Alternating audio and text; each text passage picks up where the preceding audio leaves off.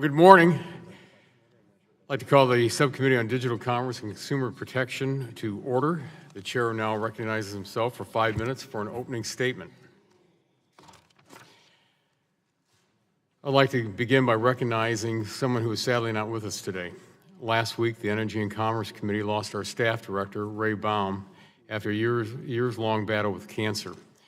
Ray was a dedicated public servant both here in Washington and home in Oregon. An exemplary leader on the committee and a good friend. Our thoughts and prayers are with his family during this difficult time. In that vein, again, let me thank you for being here today. Welcome again to the subcommittee's hearing today on oversight of the National Highway Traffic Safety Administration, NHTSA. The Deputy Administrator, Heidi King, is here to update the committee on many important safety issues at NHTSA. Oversight of agencies within the committee's jurisdiction is critical, and we thank you again, Ms. King, for appearing before us to discuss the NHTSA's priorities and answer questions.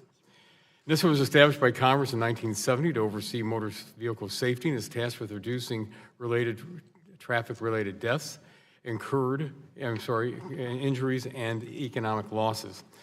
NHTSA accomplishes its vehicle safety mission through 3 major programs: setting motor vehicle safety standards, enforcement of investigating motor vehicle defects and administering its recall program, and research, data collection, and data analysis.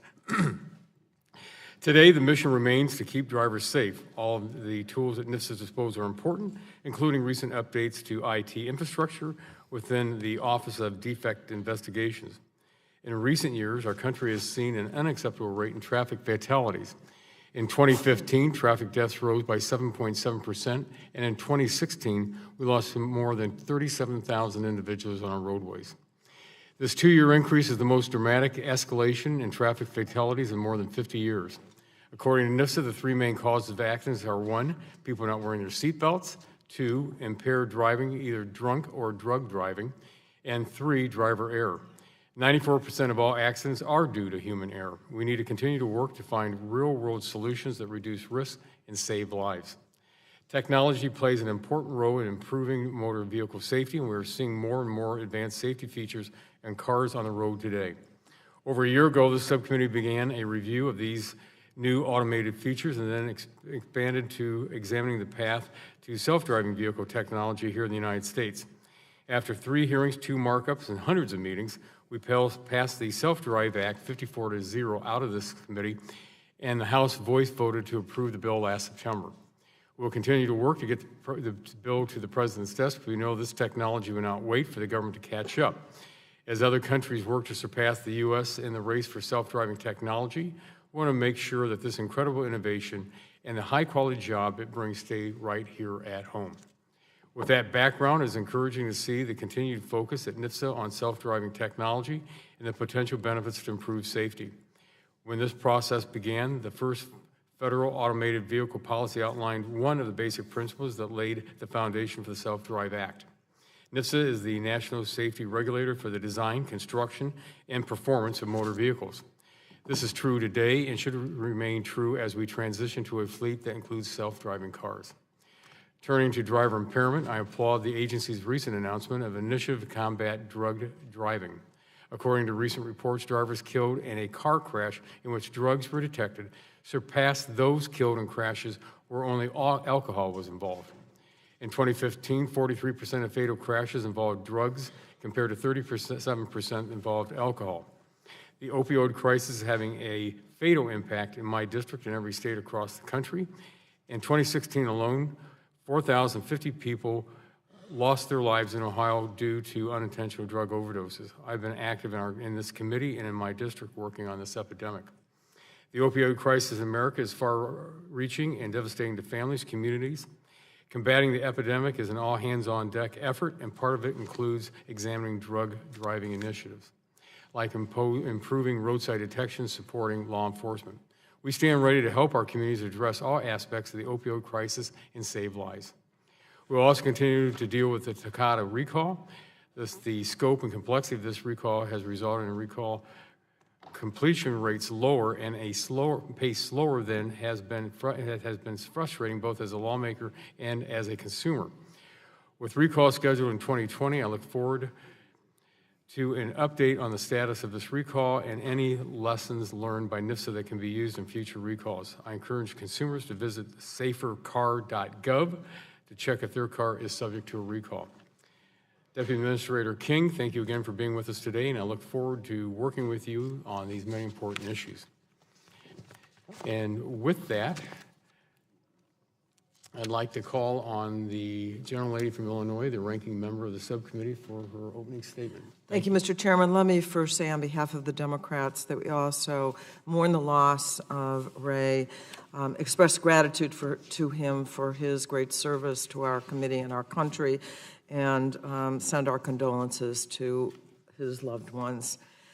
Today we have our first oversight hearing for NHTSA, the National Highway Traffic Safety Administration, under the Trump administration. NHTSA continues to be without a Senate-confirmed administrator. In fact, the President has not even announced a nominee.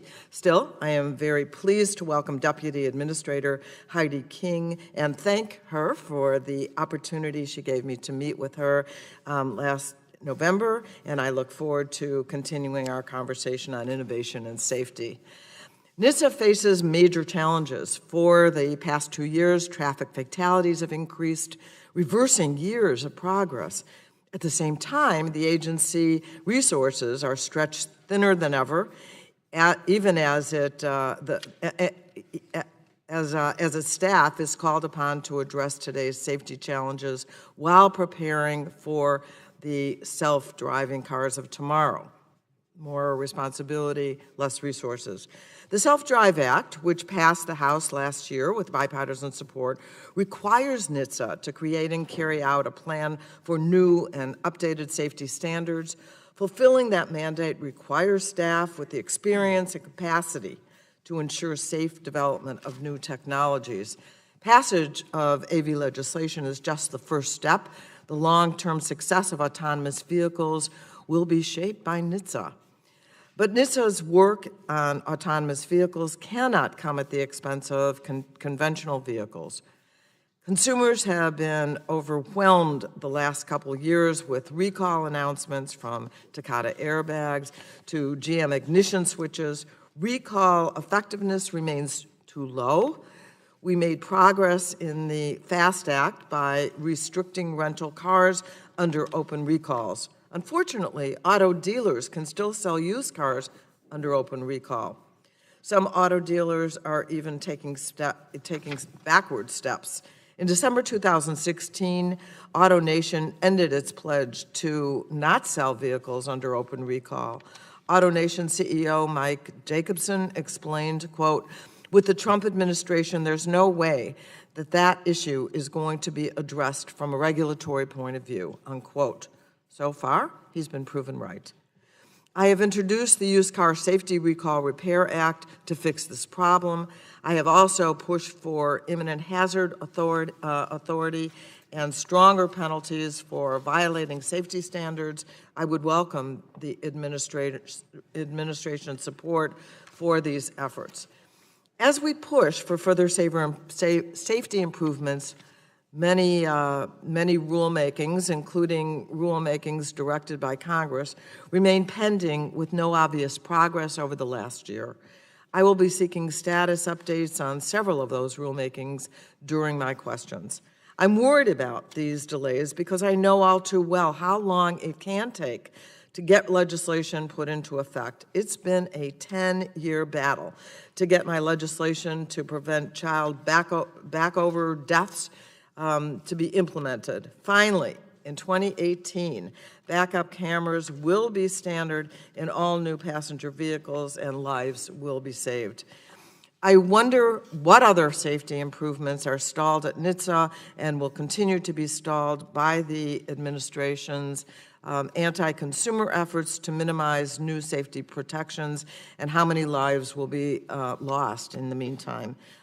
I'm also concerned about this administration's rollback of energy efficiency standards adopted during the Obama administration. NHTSA is currently evaluating, or I should say, reevaluating the corporate average fuel economy standards for model years. I see that I'm No, I guess I'm not out of time. It's no mystery why CAFE standards are being reviewed. This administration has bowed to industry pressure to lower them. I have also seen reports that changes to the standards could extend to model year 2022 and 2026, to model year 2021 and 2026. Maybe we will get some clarity on that today. Otherwise, we'll see what happens when the new proposal comes out on March 30th. Strong fuel economy standards drive innovation, as we have seen with the tremendous gains in fuel efficiency since the CAFE program began. I hate to see us reverse that. So, Ms. King, I want to thank you for being here today. I look forward to working with you on all of these issues.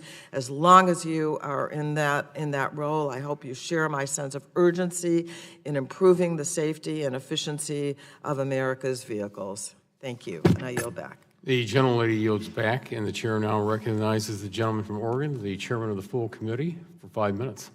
Well, thank you, Mr. Chairman, and I join my colleagues on this committee in honoring and remembering Ray Baum, my dear friend and a credible public servant and family man. We all miss him, his humor, his great commitment to public service, his intellect, and to quote Ray, it's good to have you out. That was one of his phrases he would greet us with every day. And the fun never stops. And I think he would want us to keep that going. So I appreciate the words of my colleagues.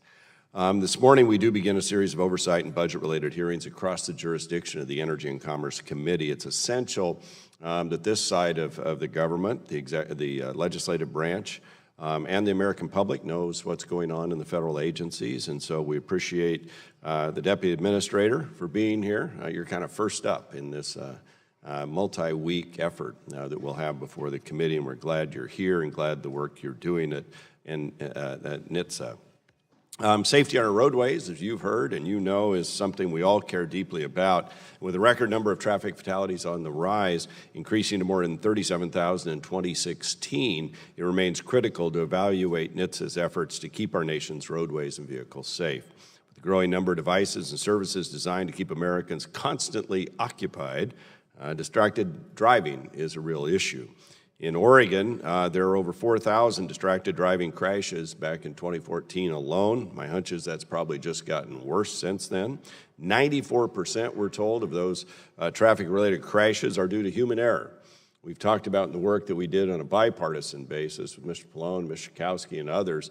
A generation from now, we'll look back if our Self-Drive Act gets into law and collision avoidance gets into law, and we point out these figures, they'll say, what a bunch of barbarians. You drove yourselves. How did you text? How did you phone call? And so we need to move forward with our Self-Drive Act. We've done it in the House. We put a lot of work into that. I came to what I thought was really a solid piece of public policy and passed it, I think, unanimously in the House. And now we need to get it all the way down to the President's desk to have national standards and improve our roadways and give us safety. There are a couple other issues dealing with recall you'll hear about today, whether it's Takata airbags and where we stand on that, or just the recall issues overall. I'd appreciate an update on the agency's ongoing efforts in the recall of Takata airbags, next steps, lessons learned for the next stages of this massive, unprecedented, I would argue, recall. This recall will be ongoing through 2020, I'm told. And we need to make sure that consumers have all the information they need to get their airbags replaced as quickly and safely as possible. SaferCar.gov has a search tool you can use if your car has any open recalls, so SaferCar.gov. And looking at the recall issue on a broader scale, I'm also very interested in hearing about efforts to improve the secondary market players' ability to identify and remove recalled parts from the supply chain. I recently met with some folks in Oregon who are very involved in this effort. They're very frustrated about how the current system works and believe that there must be a simpler way where you could scan the VIN number and be told whether there are parts on this car that should not be put into the supply chain or if they are taken out. So I know you've had discussions about the ability for stakeholders to search multiple VINs at once or batch searches. So any updates you can provide the committee on NHTSA lead or industry-led efforts on this front would be greatly appreciated, because it's critical we continue to improve this recall process at every level of the supply chain.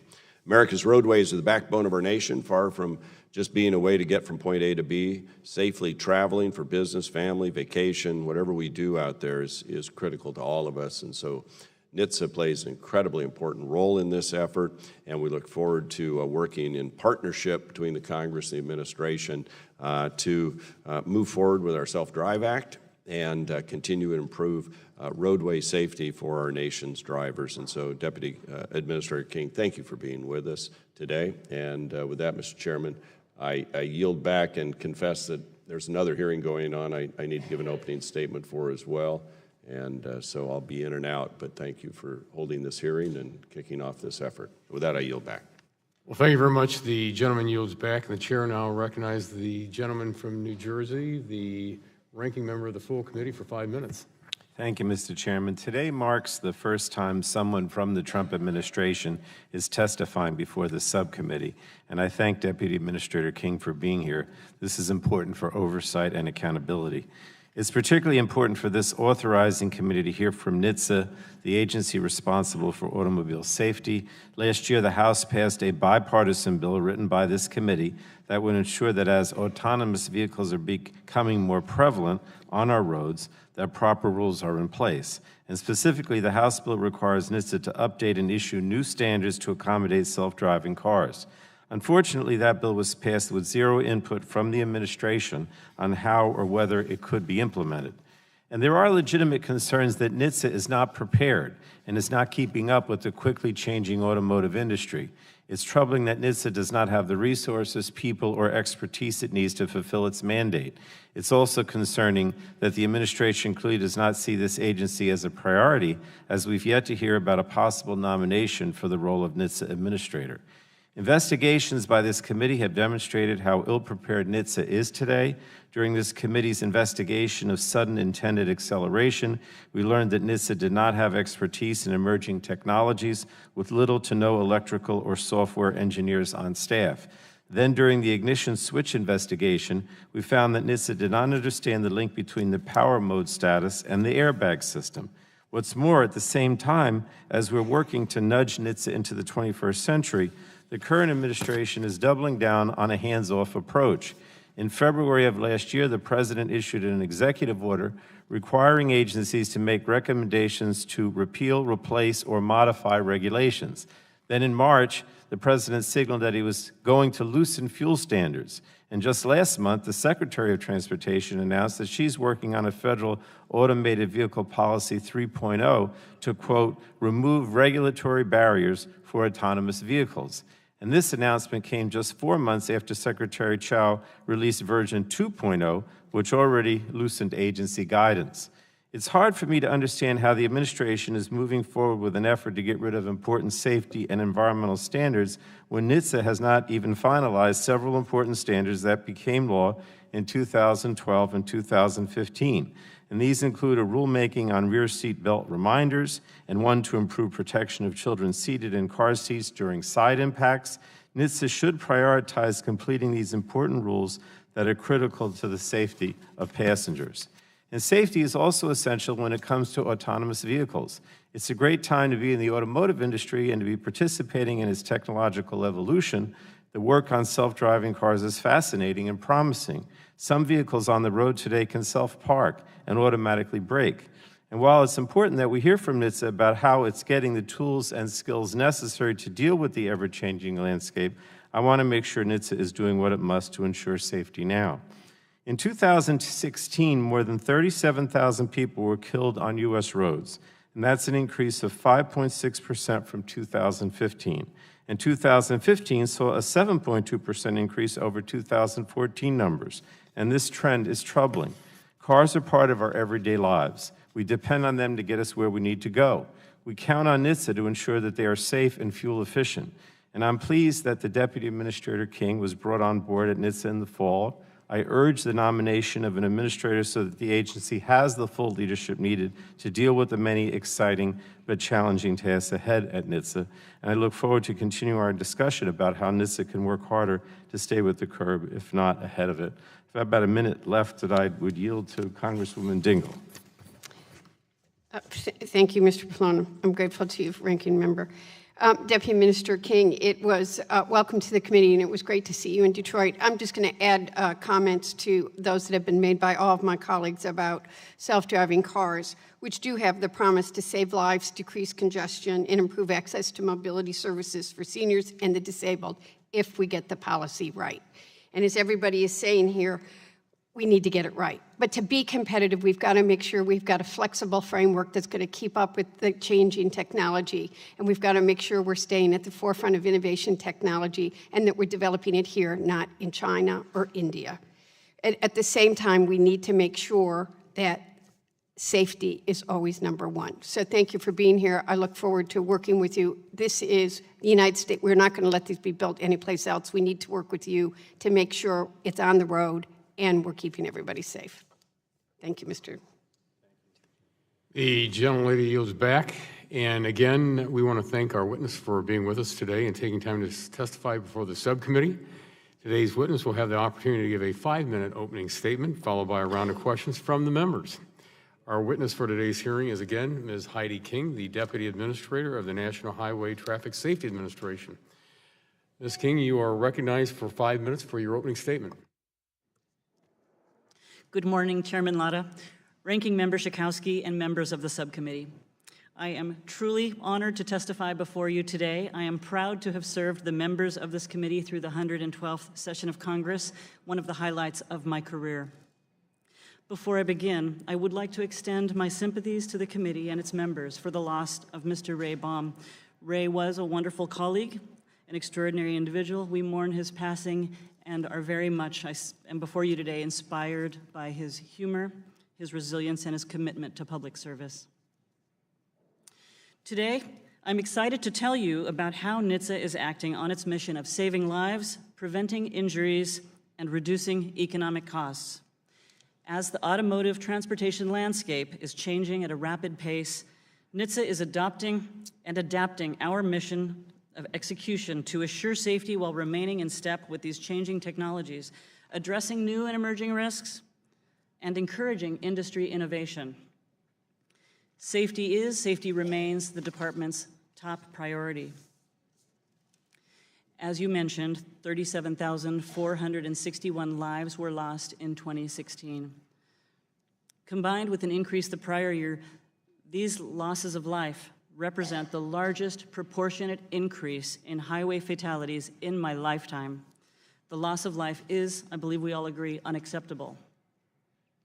The rise in fatalities has occurred during a time of great change in the transportation landscape. More Americans are choosing to bicycle, to walk, to ride share. Both our vehicles and our roadways, the way we interact with them, are evolving at a rapid pace. As the average lifespan of motor vehicles increases, Americans are keeping older cars than ever before. We know that newer cars are safer. The occupant of a newer car is much more likely to survive a crash than the occupant of an older car. This underscores why it is so incredibly important to ensure that all Americans have access to safe, affordable, and fuel-efficient vehicles. Adapting to changes is how Americans travel. NHTSA will continue to employ risk management best practices across all of our activities to identify, to assess, mitigate, and continuously improve our management of highway safety risks. One of the emerging risks that NHTSA is fully committed to mitigating is the problem of drug-impaired driving. We know that many people switch between use of alcohol and illicit drugs or consume them together. And we need to consider both drugs and alcohol in addressing the serious problem of impaired driving on our roadways.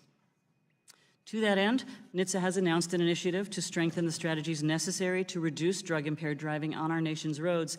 Next month, NHTSA will launch the National Dialogue in a Call to Action, a national summit that will bring together experts and stakeholders to share best practices and identify near-term and longer-term strategies to save lives.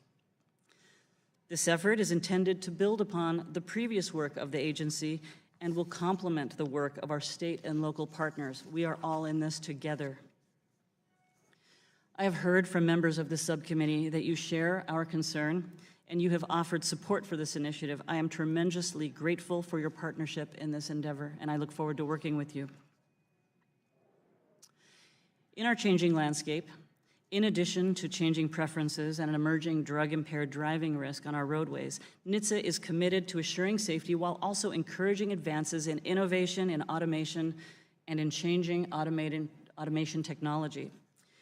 Last September, Secretary Elaine L. Chao released a Vision for Safety 2.0, our new voluntary guidance to encourage safe introduction of emerging automated technologies on our roadways.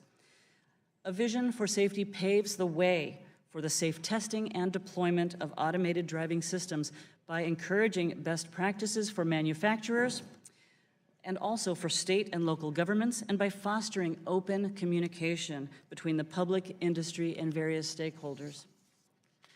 Secretary Chao has also announced that we are at the Department of Transportation already working on an updated Guidance 3.0, which will be released later this year, and that will further facilitate the adoption of automated driving systems through a holistic and multimodal framework.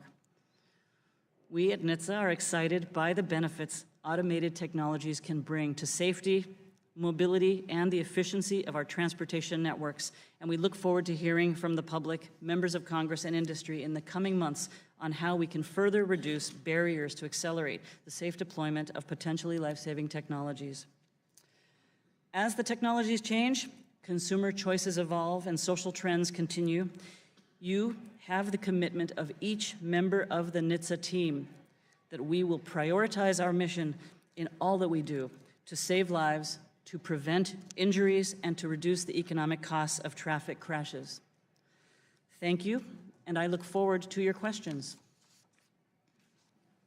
And again, thank you very much for your testimony today. And with that, we will move into our question and answer portion of the hearing. I will begin the questioning and recognize myself for 5 minutes. Ms. King, safety is NHTSA's #1 priority. How do you see the agency fulfilling its mission with limited resources moving forward? Very good. Thank you for asking. Our resource question is addressed by the President's budget, which was issued on Monday. It can be described briefly as 2/3 grant programs and 1/3 divided between highway and vehicle safety. The 2/3 grant funding request represents our partnership with states and the fact that the highway safety is where the rubber hits the road, which is in our communities, in our states. The remaining 1/3 divided between highway safety, behavioral, such as drug-impaired driving or driver awareness programs, and vehicle safety to allow us to continue to assess the engineering, design, and safety and defects components of our program. In addition, the budget represents a shift towards increasing focus on the emerging technologies. Our engineers are hard at work to remain in step with the changing technologies, and we're very excited about the safety promise they bring. Well, thank you.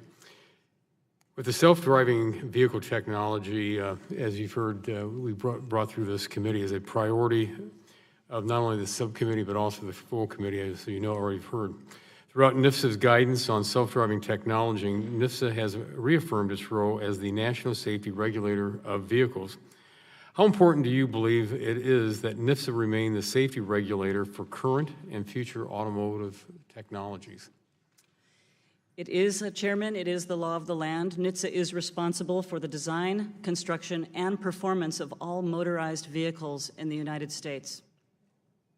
Well, as you know, one of the things that we saw with the legislation is when we're talking about preemption, and as a lot of states are out there trying to do their own thing, we believe it's very, very important, and that you believe that we have that one standard set forth.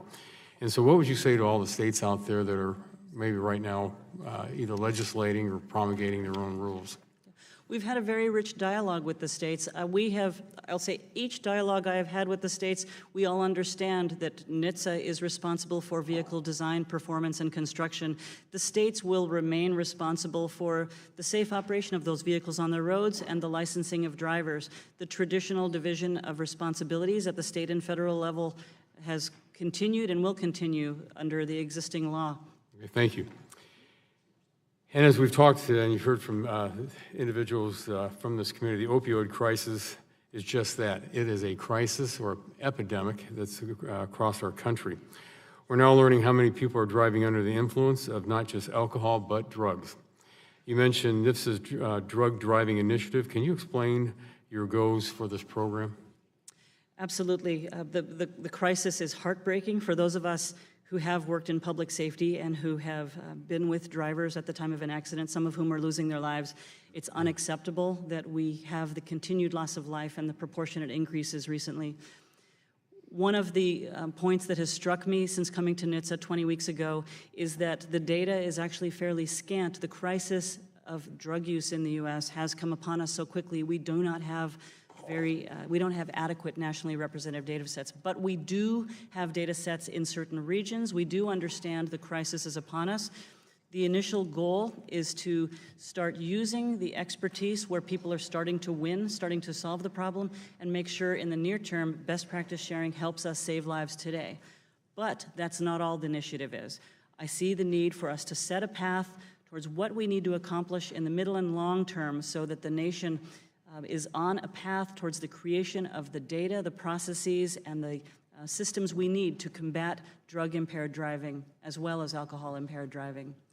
The dialogue begins on March 15th, and I look forward to having more information to share after hearing from our experts and stakeholders. Thank you. In my last 44 seconds, NHTSA issued another consumer safety advisory on Takata recall with increased do not drive warnings for certain Ford and Mazda models. Consumers should check the safercar.gov to see if their car is included in this recall. In my last 30 seconds here, could you provide us with an update on the Takata recall and what other steps consumers should take to protect themselves? Yes, absolutely. To remind consumers that most airbags save lives. Thousands of lives are saved each year, but there is a set of airbags that are dangerous. And in fact, the do not drive order that was issued on Monday reflects that there is a set of airbags that can explode and hurt people. So we encourage people to, first of all, check the website. We would recommend www.NHTSA.gov, entering their VIN and understand whether their vehicle is one of the life-saving, one of the good airbags that we all keep operating in our vehicles, or one of the set that needs to be replaced. I encourage people to reach out to their dealership for a free replacement. And if subject to the do not drive order or the do not drive recall on Monday, that they do not drive, but in fact a tow truck will come and pick up their car and fix it for them to make it safe again. Well, thank you very much. My time's expired, and I'd like at this time recognize the gentlelady from Illinois, the ranking member of the subcommittee, for 5 minutes. Thank you so much. In September, the House passed, and we've been talking a lot about it, the Self-Drive Act to promote the safe deployment of self-driving cars. There was a GAO report last November found that the Department of Transportation is actually not prepared to address the coming safety and infrastructure challenges from self-driving cars.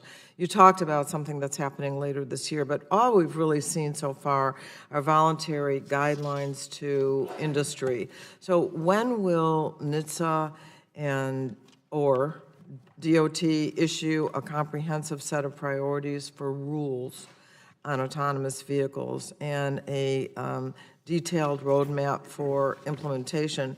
Let me just point out that DOT said that such a plan would be premature, and I disagree. The autonomous technology is already here. So when are we going to see priorities for rulemaking? Ranking Member Schakowsky, thank you for that question. I would quote Congressman Pallone in saying it's important to stay with the curve and not ahead of it. We feel very strongly that the technologies are still emerging. I would refer back to my experience as a research scientist at the old Bell Labs at Telcordia Technologies. We were in the years 2000 thinking about the emergence of telecom. What will telephones be like when we have 3G and 4G on our phones? We made some predictions. Some of them were right, some of them were wrong.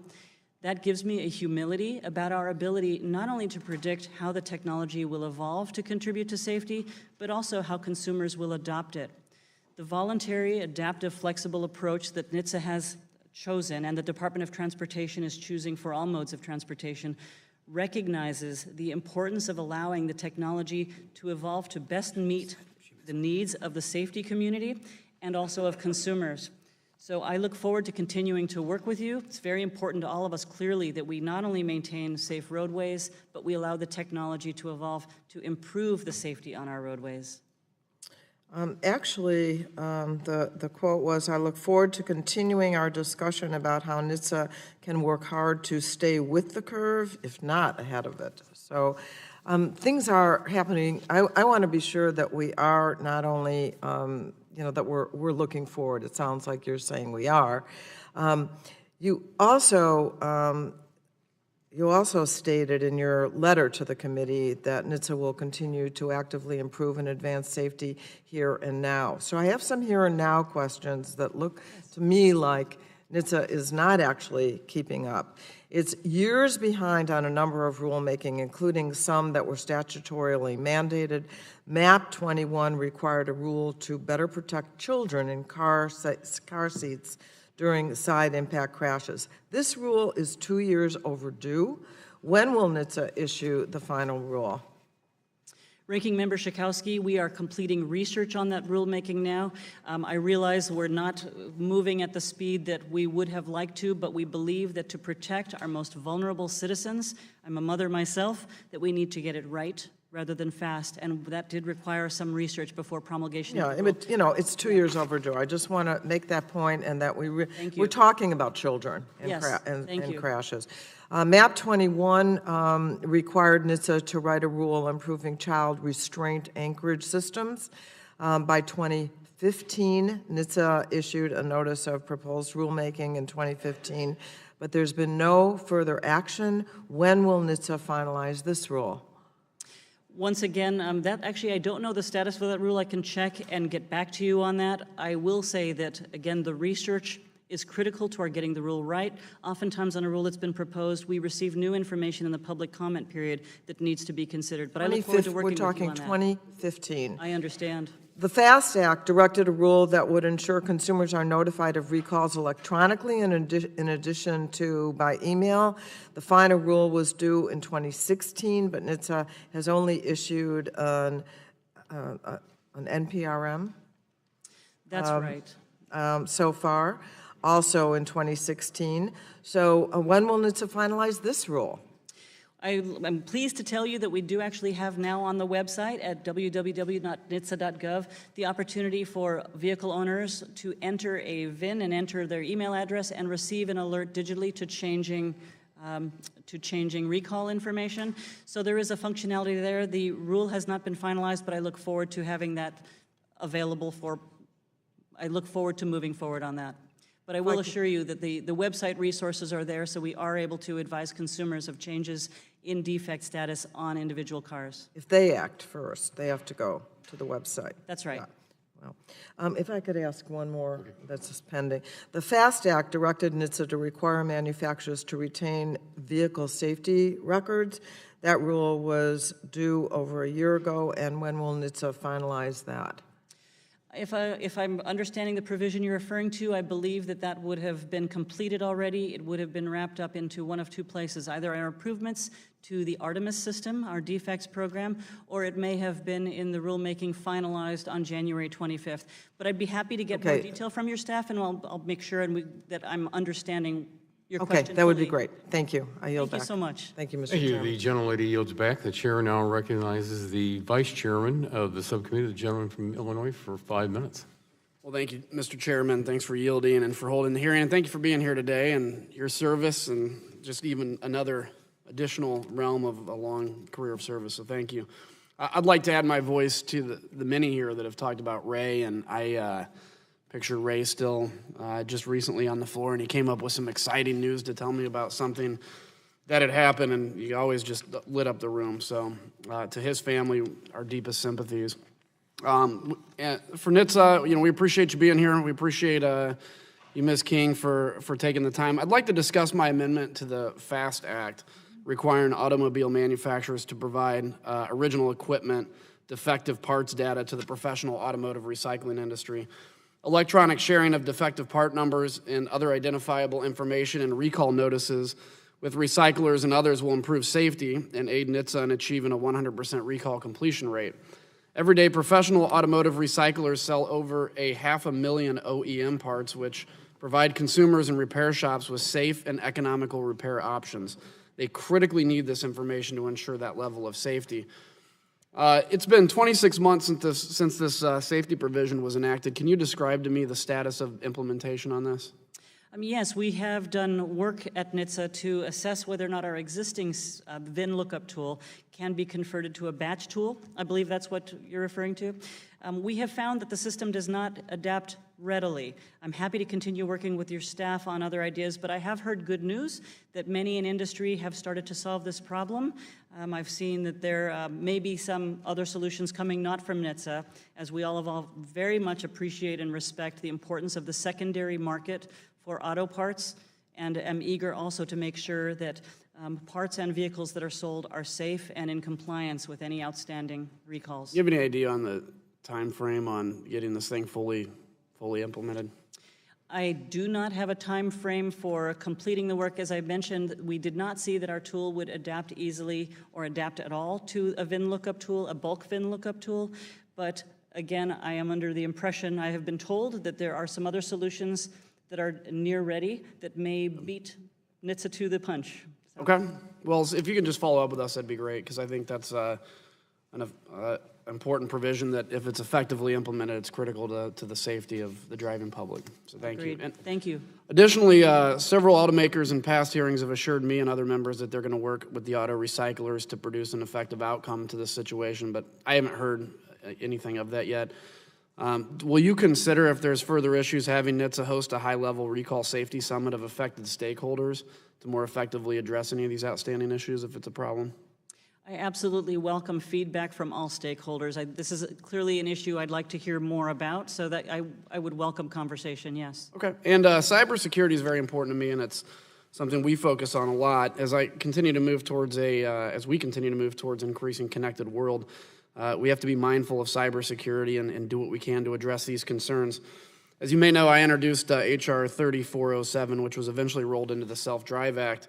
The bill requires manufacturers to maintain a cybersecurity plan to identify an officer as the point of contact with responsibility for management of cybersecurity, a process for limiting access to automated driving systems, and a process for training on cybersecurity. Can you please walk me through NHTSA's approach to cybersecurity and how NHTSA will consider cybersecurity in its safety evaluations of vehicles moving forward? It's my great honor to do so. Cybersecurity is also a great interest of mine, a priority of ours at NHTSA. In 2016, NHTSA issued a guidance for auto manufacturers with respect to cybersecurity, and furthermore, cybersecurity is one of the 12 safety elements that is discussed for voluntary disclosure in a Vision for Safety 2.0, issued September of 2017.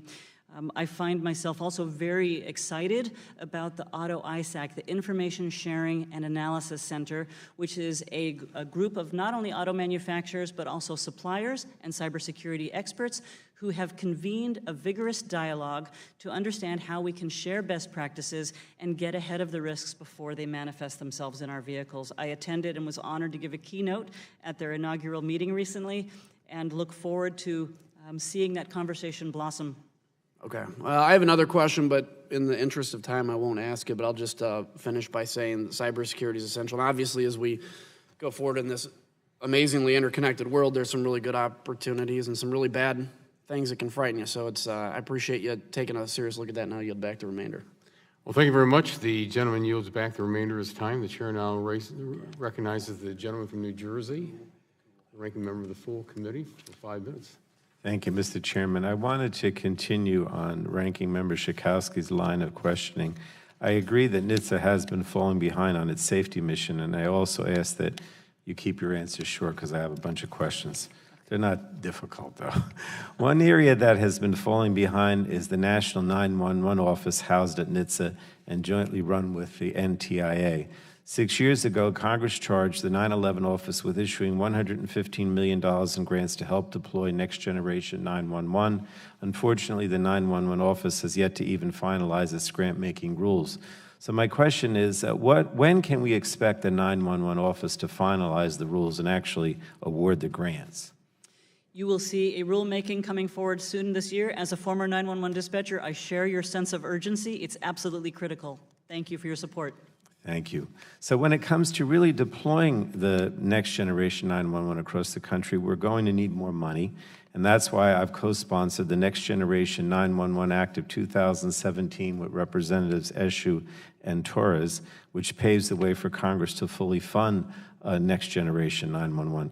If that bill becomes the law, will the 911 office be prepared to administer such a larger grant program on schedule this time? I look forward to working with you and with your staff to better understand the bill and how we would implement it.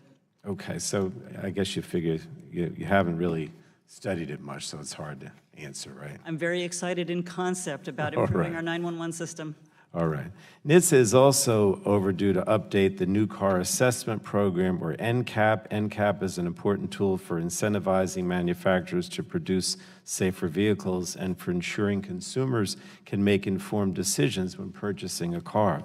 In 2015, NHTSA announced plans to update NCAP with valuable new information on vehicles' crash avoidance technologies and their safety in crashes involving pedestrians, but these plans have been stalled for more than 2 years. So the question is, when will NHTSA finalize revisions to NCAP so that consumers have up-to-date safety information when shopping for cars? At NHTSA, we are all very pleased that the NCAP program has offered so much both to consumers and to auto manufacturers to identify safety features in cars. We did propose and take comment on changes. We received comments that were not raised various views that need to be taken into consideration before moving forward, but we look forward to moving forward soon, taking into account all comments received on that proposal. All right. I mean, I think NHTSA's overwhelmed, Ms. King, and yet President Trump's budget request proposes a drop in funding for NHTSA's operations and research from $179 million to $152 million. Do you agree that ensuring the safety of new and more complex technologies associated with autonomous vehicles places increased demands on NHTSA? We believe that the President's budget reflects the resources that we need to achieve our mission with responsible stewardship of federal funds. So you don't think that the proposed cuts to NHTSA's operations and research budget makes it more difficult to adequately address the safety of new technologies like self-driving cars?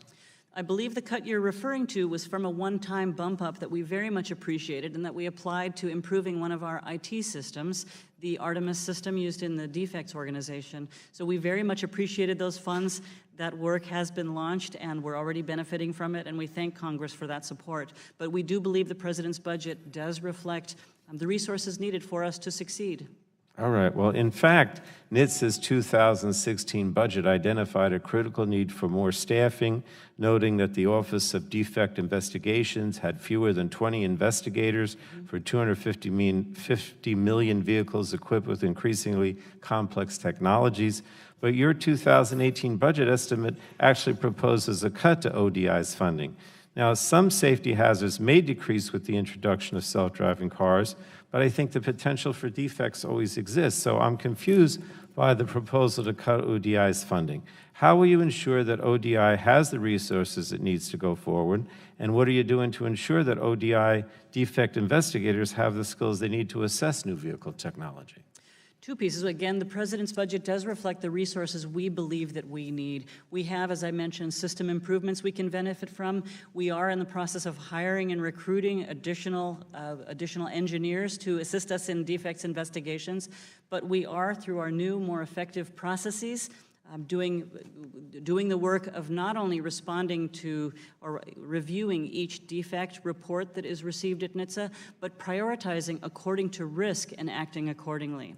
Our systems, revised in recent years, allow us to assess the volume of complaints or notifications we receive. We assess, we categorize by risk and act and move forward, and that helps us to act more efficiently. All right, thank you. Thank you, Mr. Chairman. Thank you. The gentleman yields back, and the chair now recognizes the gentleman from Michigan for 5 minutes.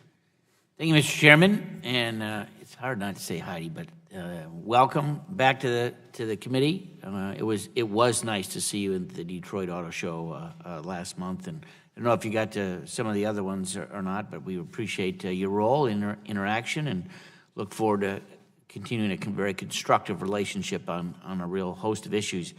I would first note that last month the U.S. Justice Department issued a memorandum to all U.S. attorneys handling civil litigation matters, instructing them not to use federal agency guidelines documents as a substitute for federal law or regs.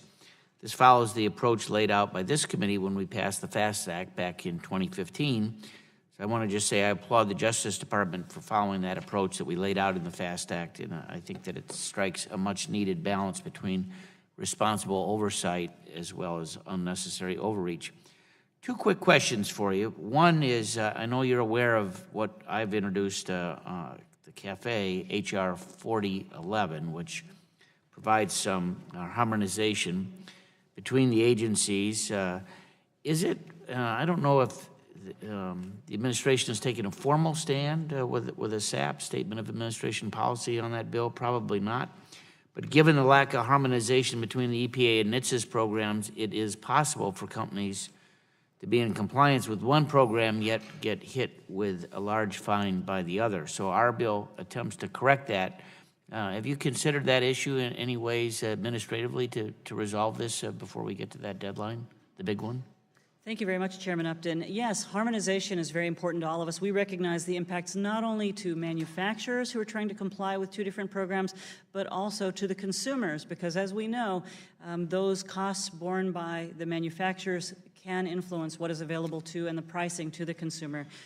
NHTSA is now working with the Environmental Protection Agency as we move forward on the CAFE rulemakings, and streamlining and making sure harmonization is a forefront is a part of that dialogue. Thank you. You know, where we're headed, autonomous vehicles. Again, you were in Detroit. I participated in a roundtable discussion with Chairman Latta there. It is the wave of the future. We're very excited about it for a whole host of reasons. One of the concerns that always pops up is the protections, cyber protections, and not only along the monitors, you know, along the road for trucks and vehicles, but obviously just the applications of the normal applications of that vehicle as they proceed. What type of resources do you have to make sure that the proper safeguards are in place so that things don't go really off the road? The laws and the operations and the systems we have at NHTSA apply to all vehicles, including automated driving systems. So during a time of technological change, and granted this is a technological change larger than we have seen before, but still we are responsible for design, construction, and performance in a safety context for all of the vehicles in the United States. So our continued, whether it be reporting of defects, whether it be our monitoring of the technological change, our investigation of incidents related to any vehicle, including automated driving systems, we are vigilant, we have all of our tools in place, and we look forward to watching the technology evolve to improve safety. And do you feel like you have good cooperation with the industry themselves in terms of what they're proposing, what they have, and those tools that will be installed on those vehicles? We have the voluntary safety self-assessment. There are two posted now at the manufacturers' websites, and we are now creating a dashboard at NHTSA where we will link to the manufacturers' voluntary safety self-assessments. We are hearing, although other manufacturers have not yet published theirs, they're being produced, and the opportunity to learn from one another and to have discussions around safety and incorporating safety into their design features is very much a part of our learning from one another, so we step forward together. It also allows that dialogue with consumers and with state and local governments. It's absolutely critical. Again, this is where we need to stay together at the curve, not to get ahead of one another as the technology is still developing. And I would just ask you, if you're aware of some shortcomings with legislative ideas that you're going to need to get through, please work with us. This has been a good bipartisan effort for a lot of years, and we look forward to continuing have that type of relationship with you and the agency. Thank you. Yield back. Well, thank you. The gentleman yields back, and the chair now recognizes the gentlelady from Michigan for 5 minutes. Thank you, Mr. Chairman, for yielding and for holding this important hearing. I'm going to build on what my other colleagues have been talking about on the Self-Drive Act. When the committee came together in a bipartisan manner, and I think we're all very proud of the fact that it was unanimous, that we passed it out of this committee. It built on many of the ideas that DOT had laid out in the FAVP. We took the safety assessment letter and we made it mandatory. We took the department's recommendation and enhanced the existing exemptions process so we could build the interim pathway to market for AVs while the new federal motor vehicle safety standards are being written, but they need to be written to make an editorial comment. And for the first time, we required manufacturers to submit plans to NHTSA for how they're addressing the critical issues of data security, privacy, and cybersecurity.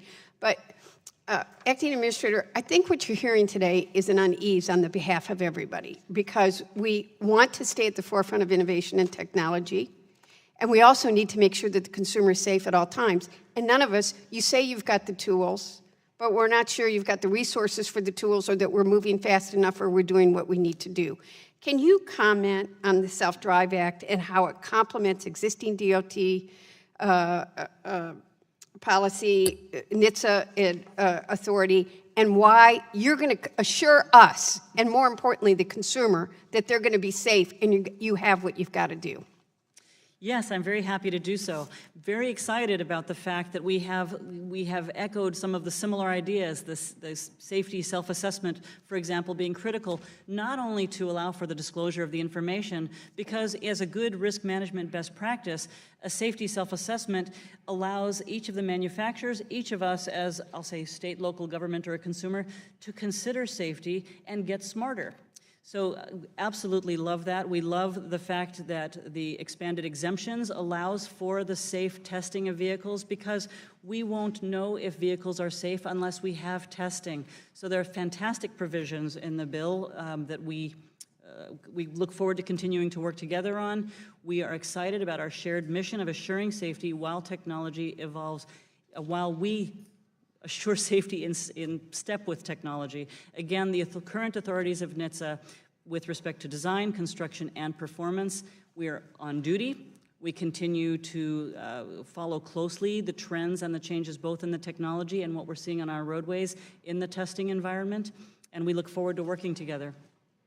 Thank you. We all have so many questions. It's hard here in this 5 minutes. So I'm going to move to the midterm review.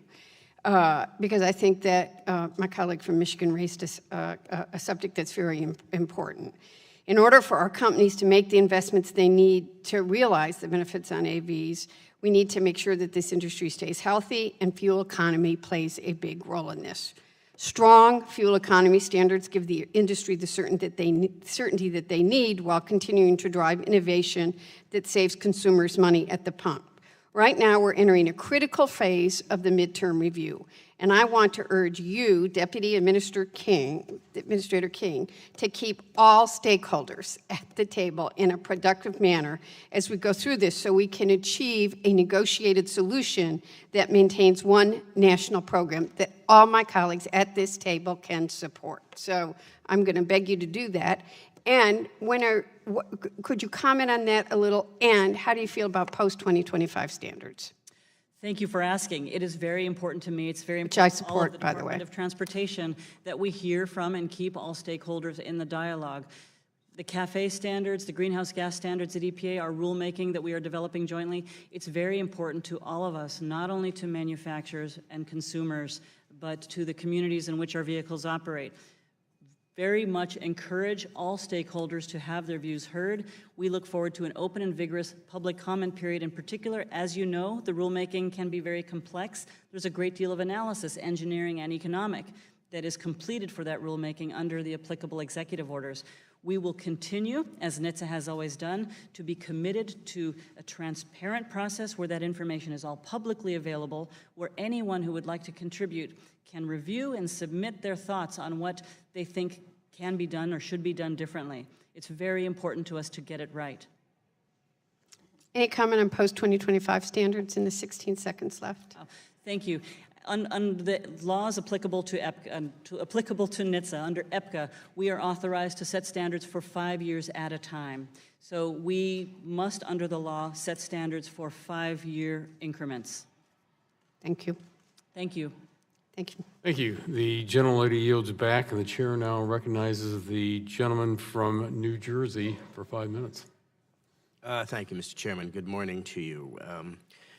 I was pleased to hear your mention of NHTSA's commitment to mitigating drug-impaired driving. New Jersey, which I represent, is considering legalizing recreational marijuana. Can you discuss any trends that you have seen among traffic accidents in states that have legalized marijuana for recreational use? Congressman Lance, thank you for that question. We don't have strong, robust nationwide data yet, but I can share with you the nature of conversations I've had with some jurisdictions. They have already seen, prior to legalization of recreational use, increasing levels of THC in the blood of some of their drivers. We hope to see more of that information shared in our workshop, in our summit on March 15th. At NHTSA, we are very concerned because some of the evidence, which has been sent to Congress in our report to Congress on marijuana-impaired driving in June of last year, shows us that THC can lead to impairment such as we see with alcohol. Many people, we have seen evidence, are using both THC products or marijuana and alcohol, making it more difficult for law enforcement to detect and discern which substance they're using or is being used and how they should prosecute. So we have many challenges ahead of us. We are very much committed not only to short-term but to long-term strategies to combat the problem. Are there tests that can determine if someone is under the influence of marijuana, similar to how the breathalyzer is used to detect impairment with alcohol? The science is evolving. While I have seen several tests proposed, each test has its own strengths and weaknesses. And because of the nature of the substance is different than alcohol, we don't have, we have not evolved yet to the point where we have a certainty in the testing that we do with alcohol. But we hope to stimulate further research as part of our initiative to address drugged driving. Would NHTSA be the federal agency that would bring to the nation's attention some sort of test that would be dispositive regarding marijuana? We'd like to help, but of course there are many federal and state agencies that are involved in this journey of discovery. We are working with toxicologists and with other scientists at other federal agencies, but also at the state level. Again, some of the states have programs that have some learnings to share with us. So this is something where none of us are going to solve the problem alone. We're all going to work together, both in the science community and in the public policy community. Do the states have better tests in this regard, several of the states? Well, for roadside, I don't know that that is the case, but it's individual laboratories where I have met with scientists who are refining the protocols for testing blood levels. So as science is developed not in one place, but across a committed community. And again, that's why we're bringing everyone together, the experts, to share information with one another so we can identify best practices and gaps and move forward productively. Would it be your agency that would take the lead in advising Congress what the potential increase in accidents, what that potential increase is in the various states that have attempted to legalize recreational marijuana? We have information that could partially look at the sources of the increase in the states, but because we don't have a nationwide system for collecting that information, it would be conjecture at this point. But I intend to set as the goal a nationwide collection of information that could inform that.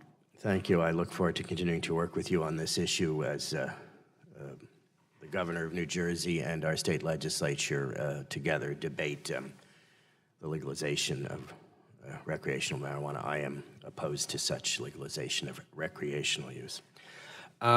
Given the unprecedented scope and complexity of the Takata recall, can you please provide the committee with some of the lessons learned and how we might improve completion rates in future recalls? Absolutely. I would like to refer to the monitor report that was issued and is posted on our website this past November. the independent monitor at Takata has completed, together with NHTSA research, to understand what's working and what is not.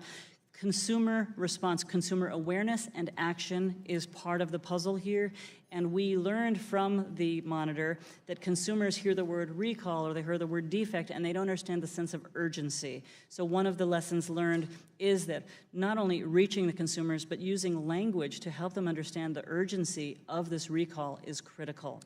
Thank you, and good luck to you in your important responsibilities, and I yield back. Thank you very much. The gentleman yields back. The chair now recognizes the gentlelady from California for 5 minutes.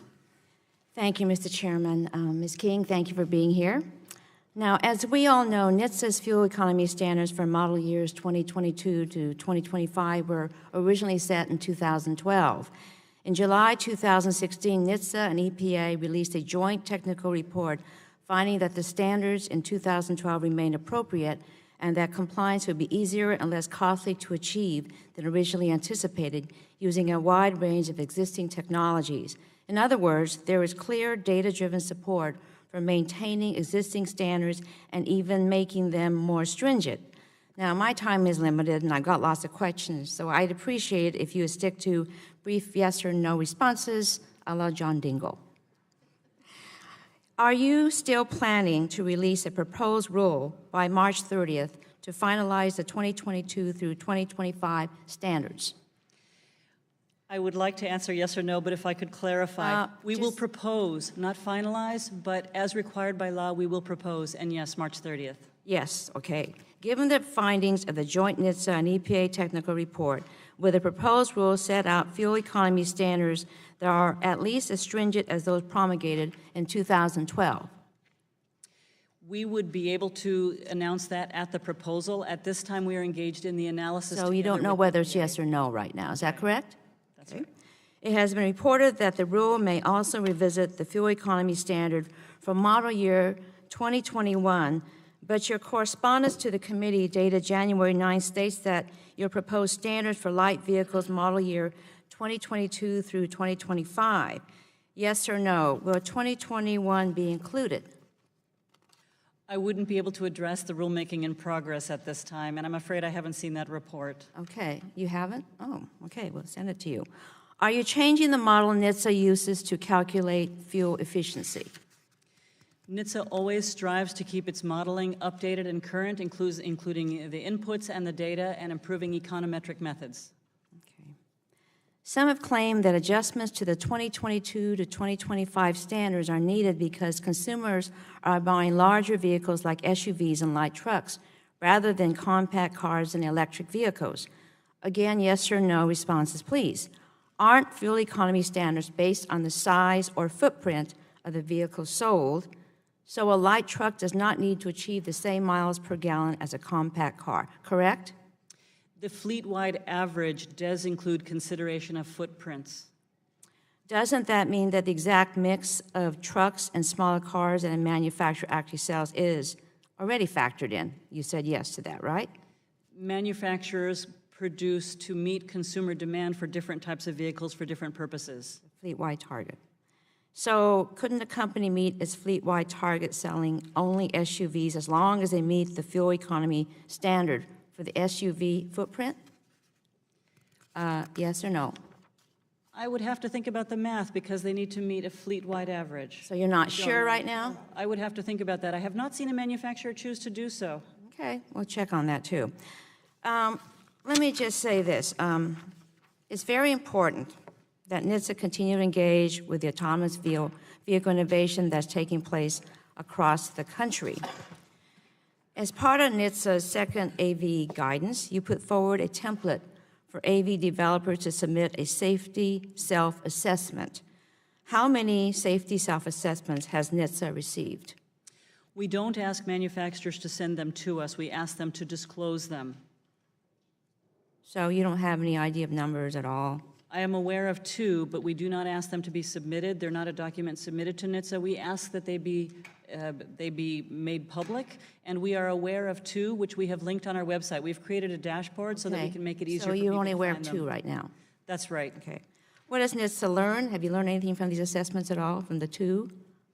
I have actually. I've learned it's very important for us all to be in dialogue on this issue. I think each of the manufacturers is considering safety and would like to engage with others in learning from one another. So I see that we're in this journey together. Okay, I understand that this intention is to increase collaboration and build the public trust for AVs, which I strongly support. And I really believe that, as most people here on the committee believe, which is really important, the safety is number one. You know, the AV situation is getting so much now attention that I think there's a sense out there that the thought is that it's maybe safer than we think it is. So I really feel strongly that we should keep emphasizing safety, and anytime we talk about AVs, safety is emphasized. And I really think that if NHTSA has only received 2 as far as the assessments that we're talking about, as far as building public trust, I think that we really need to I feel that we need to encourage more, I think, collaboration as far as conversation. I think we need to have more public comment on this in a sense of understanding where this all is. So anyway, I truly believe in this, in the midterm evaluation. Also, what we're talking about is autonomous vehicles. We really need vigorous conversation and debate. So thank you very much for being here. Thank you. Thank you very much. The gentlelady yields back. The chair now recognizes the gentleman from Kentucky for 5 minutes. Thank you. Welcome back to the committee. I appreciate it very much. And actually, Mr. Lance, my friend from New Jersey, hit a lot of the issues that I was going to talk about. And I look forward to the results of your roundtable and meeting on drug driving. As the move to recreational use of marijuana is moving down the road, there are a lot of serious issues, and hopefully we can bring it to the attention of the people. It's not just as simple and as a lot of people want to make it out to be. There are a lot of issues that need to be addressed. But I'll go to another interesting tire wear, since you've already addressed that.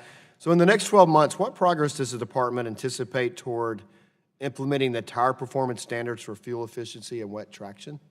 Oh, very good. We have research underway, and so I expect we will have something hopefully soon, because we are, in fact, reviewing some of that research now. But we have several initiatives related to tires that are underway at NHTSA. Also, I believe you're launching the web-based tire recall search tool. Do you know when that should be launched? Or? I'd be happy to provide more information. I will say it's not an area in which I have the level of detail I'd like to provide you. I'd like to make sure we get correct information to you. Okay, thanks. Also, in September of last year, NHTSA released new guidance for self-driving vehicles, and a very proud and great Kentuckian, Secretary Chow, announced the agency is working on a version 3.0. Can you explain the approach? That's my old field artillery. I can't say, I have to say 0 when it's a digit. 3.0 will take in version 2.0 will interplay with the new guidance, So let me get back. Can you please explain the approach 3.0 will take in version 2.0 will interplay with the new guidance? Very excited to explain that. Version 2.0 focused very much on automated driving systems in consumer cars, whereas 3.0 will be multimodal. I'll tell you what 3.0 will not do. It will not change, for example, the voluntary safety self-assessments that Congresswoman Matsui was just discussing. We still expect manufacturers to provide voluntary safety self-assessments as described in 2.0. 3.0 will expand the discussion to include other modes of transportation. Okay, thank you. And can you please highlight significant dates moving forward with respect to the Takata recall that we and our constituents should be aware of, and when do you expect the recall to be complete? We have posted on our website at NHTSA the dates when various ages or various risk categories of airbags will be recalled. Right now, the date that is top of mind is now. Because of the urgency of the recall announced on Monday with certain 2006 Ford vehicles, I would urge every consumer to check our website and know whether they have one of most airbags, save thousands of lives every year, or the ones that are not safe. I would like consumers to check, and if they're not getting the information they need from their dealership, to contact NHTSA immediately. The sense of urgency cannot be overstated with respect to vehicles covered by the Do Not Drive order. Any assistance in communicating that with your constituents would be greatly appreciated. Thank you very much. And I have a couple minutes left, and maybe something's not your expertise, but I was just wondering as Mr. Lance was talking, my understanding is that when, back to drug driving, that if somebody is pulled over and they're tested and they have the blood alcohol content, that makes where they can prosecute that's not tested for drugs, because you don't need both, I guess, is impaired driving. That might be something in your roundtable to discuss, just for the information, data. Understand that if somebody's impaired, they're impaired, but it'd be would be nice to know how much of the drug is in the system as well.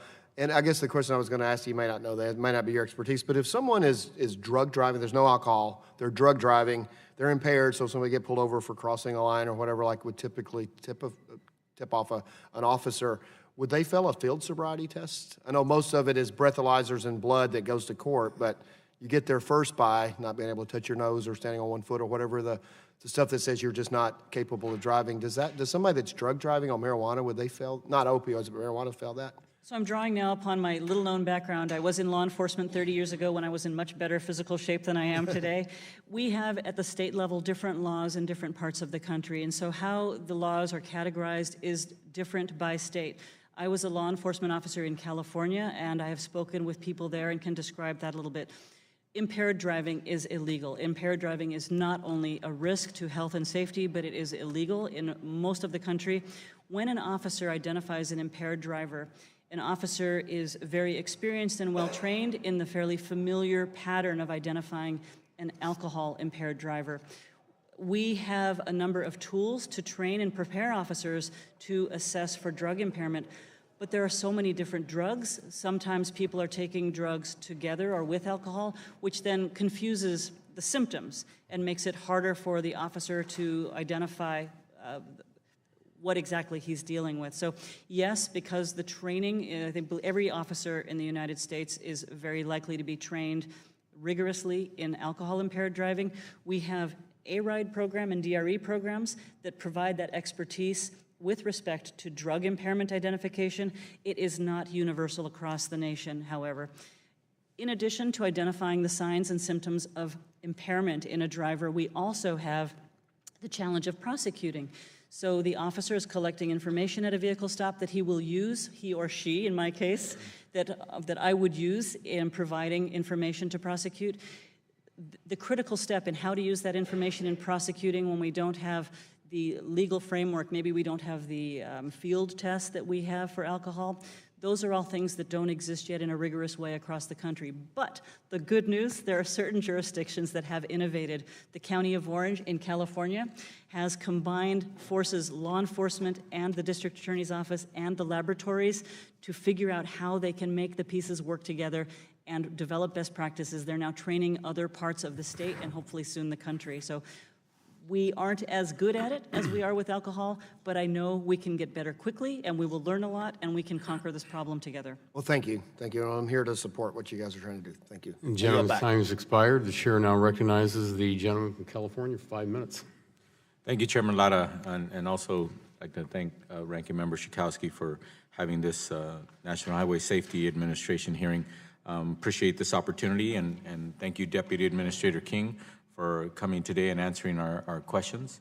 I'm happy to be addressing a fellow Californian, and could you help us clarify, what's the status of the department getting a new administrator? How's that coming along? Can you update us? The president has not yet identified a nominee, but I look forward to learning also who my new boss will be. Meanwhile, the department does have a strong leader, and that leader is here before you today, ready for your questions. Okay. Now, your status right now is deputy administrator. At one time, you were acting administrator?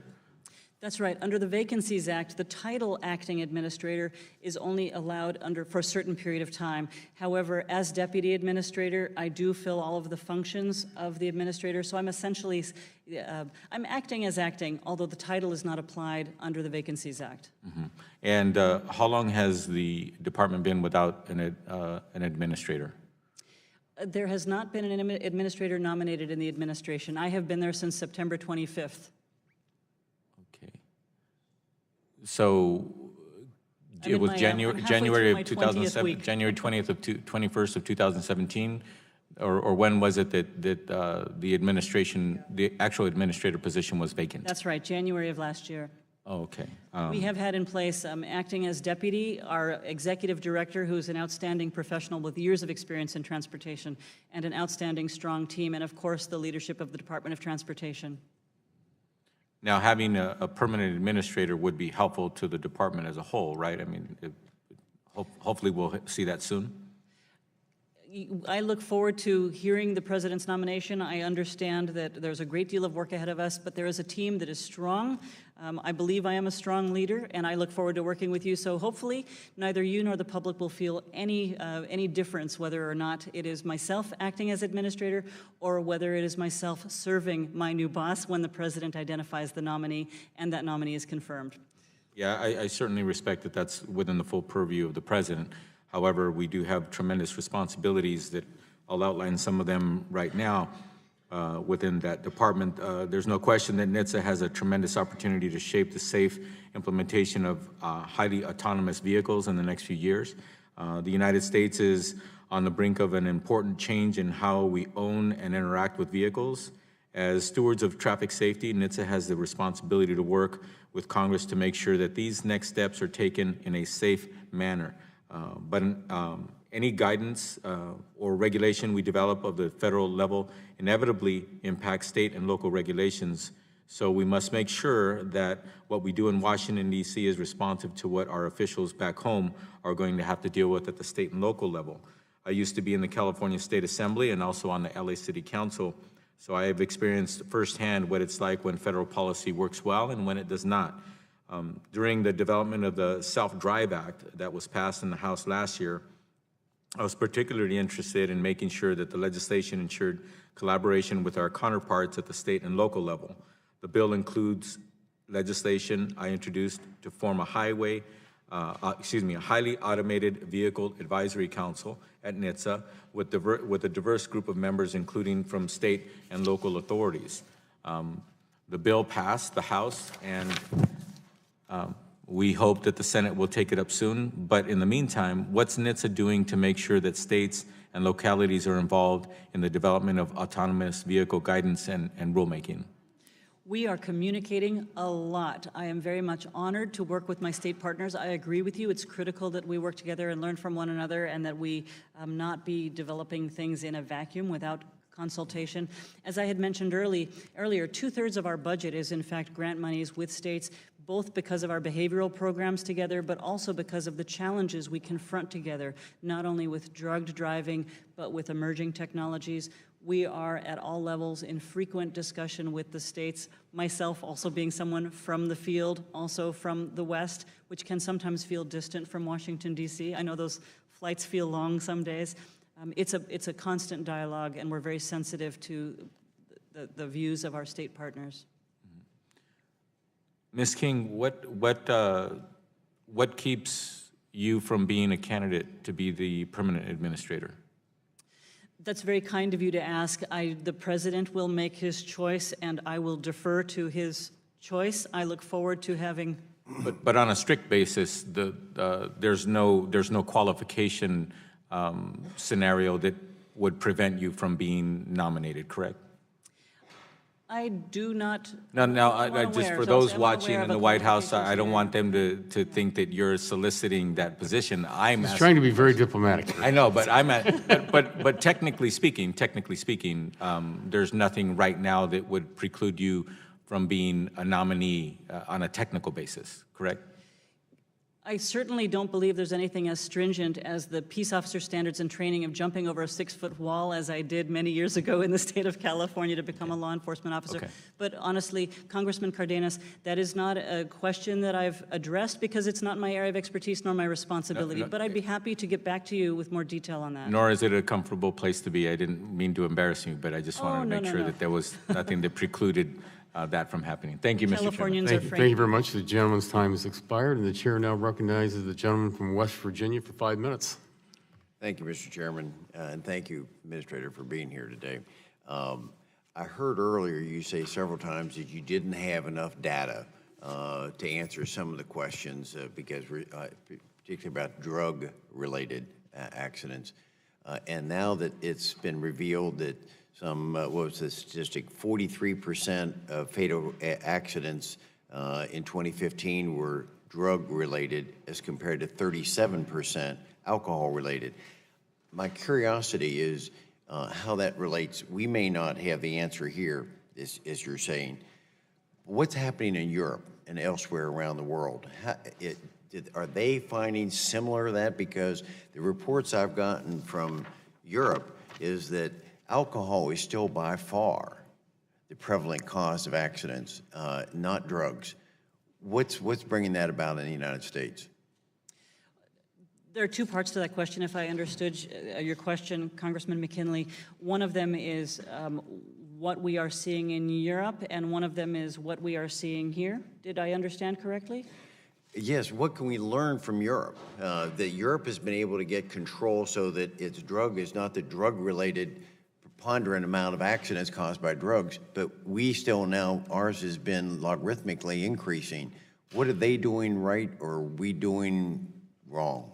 There are many dimensions to that. It's I'll say, not an area of formal publication at NHTSA, but I can speak to my own experience and knowledge, which is that, first of all, the use of drugs, in particular illicit drugs, tends to be regional, even within the United States. And the second is that the use of transportation may also be very regional. In Europe, we often see communities that have a different relationship with their infrastructure. There may be more walkable, more drivable. There's lower rates of car ownership and higher rates of public transit use, so there may be more alternatives available.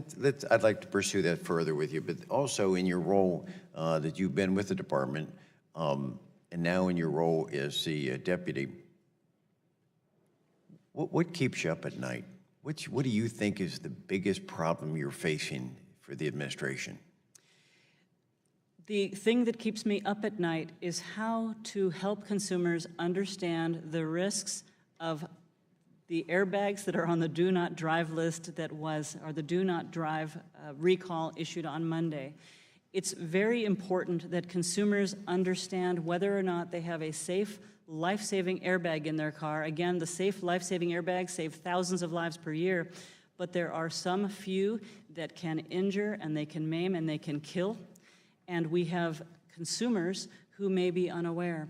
The fact that many of these vehicles are older means that the consumers may not be as likely to have a relationship with their dealership or with the auto manufacturer. We have been working with the manufacturers in their outreach to the consumers, and we're finding different ways to reach consumers. But what keeps me up at night is that there may be people who don't know, they're not understanding the urgency of the do not drive recall. Thank you. The final question is, I think it was your answer back to Guthrie. I think it opened some curiosity on my part, which is the mechanics. It's one thing when someone's driving the car down the road and they can be tested for alcohol when they're impaired, they're weaving. If they're weaving and they're drug-related and pulled over, the only test I heard was a blood test. We're certainly not going to do a blood test on someone on the highway. What's the mechanical part? Someone is, for an officer is assuming they're impaired and he pulls them over, but he can't, there's no testing device.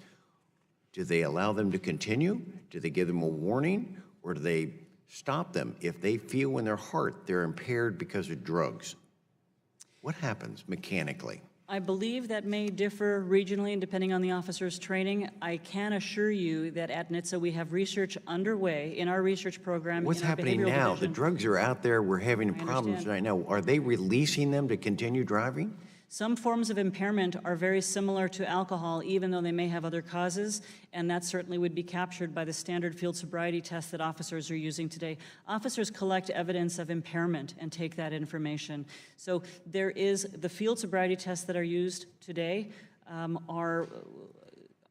would identify signs of impairment. Although designed for alcohol, they could detect other forms of impairment. But we're devising new we are working on research to identify field sobriety tests that can be used for other substances to determine whether there even is a difference. I hear you. I'm dealing with it today, the now. That's what I'm just curious about whether it's going to hold up in court if we don't have any background on this, how that's going to hold up a year from now. I think I'm going to have some good news for you because my conversations with the geographies that are getting ahead of this, they're having some great successes, and I'm looking forward to learning more about them and making sure that we all can learn from them and adopt their best practices. Thank you very much. You yield back.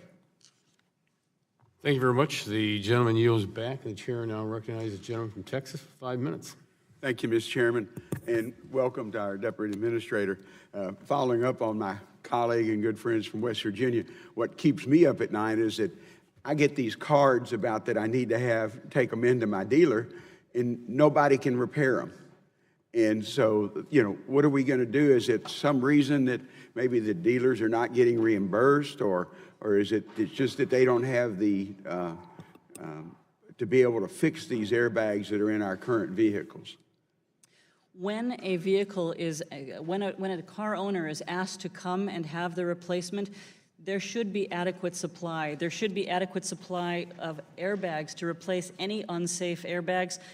I would like anyone who does not hear from their dealership that they can get the active recall remediated immediately to contact NHTSA at 888-327-4236. Okay, so there's a way we can do that because, you know, like I said, it's almost like a joke sometimes.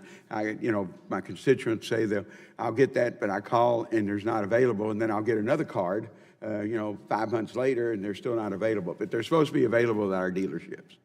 The recall, because this is the largest and most complex automotive recall in history, we are staging by risk. So it may be that they're receiving a notification that there will later be a request for them to come in, but the vehicles that need to have a replacement now, there is supply available. There should be supply available. If not, contact NHTSA immediately. Is there, on your website, a list of those particular vehicles? Is there a requirement to send out that card for something that's immediately like that, instead of someday we'll get our new airbags? I have one of those cards too, and my airbag has already been replaced. So again, 50 million airbags. It's such a large and complex program. I know. It's, I understand the efforts to notify may have created confusion in some, but www.nhtsa.gov/recall, enter the VIN, folks, and find out. Every time I go to my dealer, I ask them, are you sure?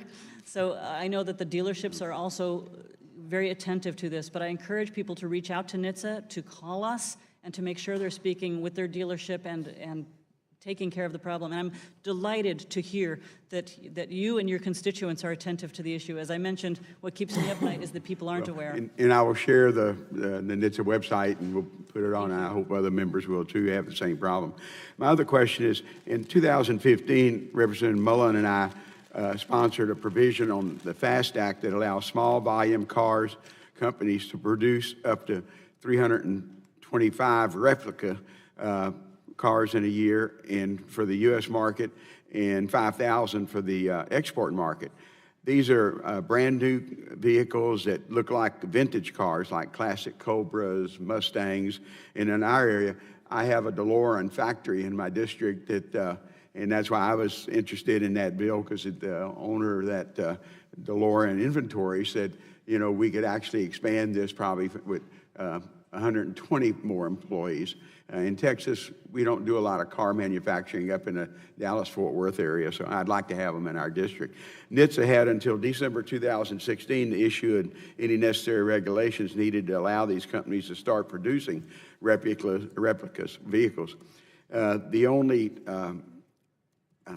assessing regulation of allowing companies to register with NHTSA and file an annual report. These companies have already made sizable investments and are ready to go to work. It's important that they are able to register with NHTSA in the production immediately in accordance with the law. I'd ask you, when is that going to happen? Thank you. If I first of all may thank you for your letter in the fall. I was pleased to have your letter and pleased to reply. We have looked into using guidance, but we have a rulemaking coming out in this year, and so I look forward to hearing your constituents and others to comment on that rulemaking. We should see that by summer. Okay, so by the summer of 2018. Yes. Okay. Thank you. Thank you. Thank you, Mr. Chairman. Thank you. The gentleman yields back the balance of his time. The chair now recognizes the gentleman from Florida for 5 minutes. Thank you very much, Mr. Chairman. I appreciate it. Thank you for your testimony today. Appreciate it very much. Ms. King, I introduced H.R. 3413, which was eventually rolled into the Self-Drive Act, which brings stakeholders together to ensure we maximize mobility benefits for senior citizens. How do you see self-driving vehicles improving the lives of senior citizens? Thank you for your question. I think we all understand not only the safety benefits, but we're very, very excited about the opportunity to add mobility to certain communities as a result of the innovative technologies. The aging community, of which I am slowly becoming a part, is clearly one of the communities that can benefit from self-driving cars, or forgive me, automated driving systems. So we look forward to seeing the technologies evolve safely and test safely so that we can see that mobility and safety promise come to our streets. Okay, thank you. Next question, given significant mobility benefits of self-driving cars, you just mentioned that, how is NHTSA focusing on these certain segments of our population, such as those with disabilities? Do you mean in the context of automated driving systems specifically? Yes. Very good. So in our discussions of the automated driving system promise, we're hosting many dialogues and taking comments to understand not only the benefits but the concerns. In particular, one of the things the research tells us, and I think many of us read this in the newspaper reports, is that consumers have questions and concerns about the emerging technology. That's not surprising because the technology is emerging and it's very hard for all of us to understand a thing we haven't experienced or seen yet. So we are in dialogue with many of the manufacturers. Part of that dialogue is as described in a Vision for Safety 2.0 to help us all understand where the sources of confusion are. We find that terminology may be one of them. We all use different terms. A moment ago I used a term I shouldn't have. I said self-driving car. We speak about automated driving systems. But there are so many terms out there, right? Level 3, level 4, self-driving car, driverless car, automated driving system. Even the terminology is confusing. It's confusing to me at times. We need to make sure we are adopting a common set of terminology that makes it easier for us to have meaningful, rich discussion with our communities, with state and local governments, as well as with manufacturers. So this is one of the things we're learning, is that as the technology develops, we all need to circle up on some of the terminology so we have more effective dialogue together as the technology evolves safely. So do you envision a person, let's say a senior or someone with disabilities like myself, I have visual difficulties, having access to a automated car instead of a self-driving car in the near future? How far are we from something like that? Now, you know, it's something that's affordable, obviously. If there's one thing I learned during my time as a research scientist at the Old Bell Labs, is that the development of technology goes at the pace it needs to go. So I would be hesitant to forecast, because what consumers will adopt, what the technology is ready for in a safe deployment or safe development path, is something that's very difficult to predict. Certainly it is my hope that the technology is safely tested and deployed to provide the access to mobility for all members of our community. But at NHTSA, as the leader of NHTSA, I am committed to making sure that the testing and deployment is safe and that we have an effective dialogue to ensure that that is so. Oh, of course. Safety is more important than anything. Let's see. I know you touched upon the opioid issue, so I'll go on to the next question. Can you please explain how consumers can determine whether they are affected by recall? And I know that Representative Green touched on this as well.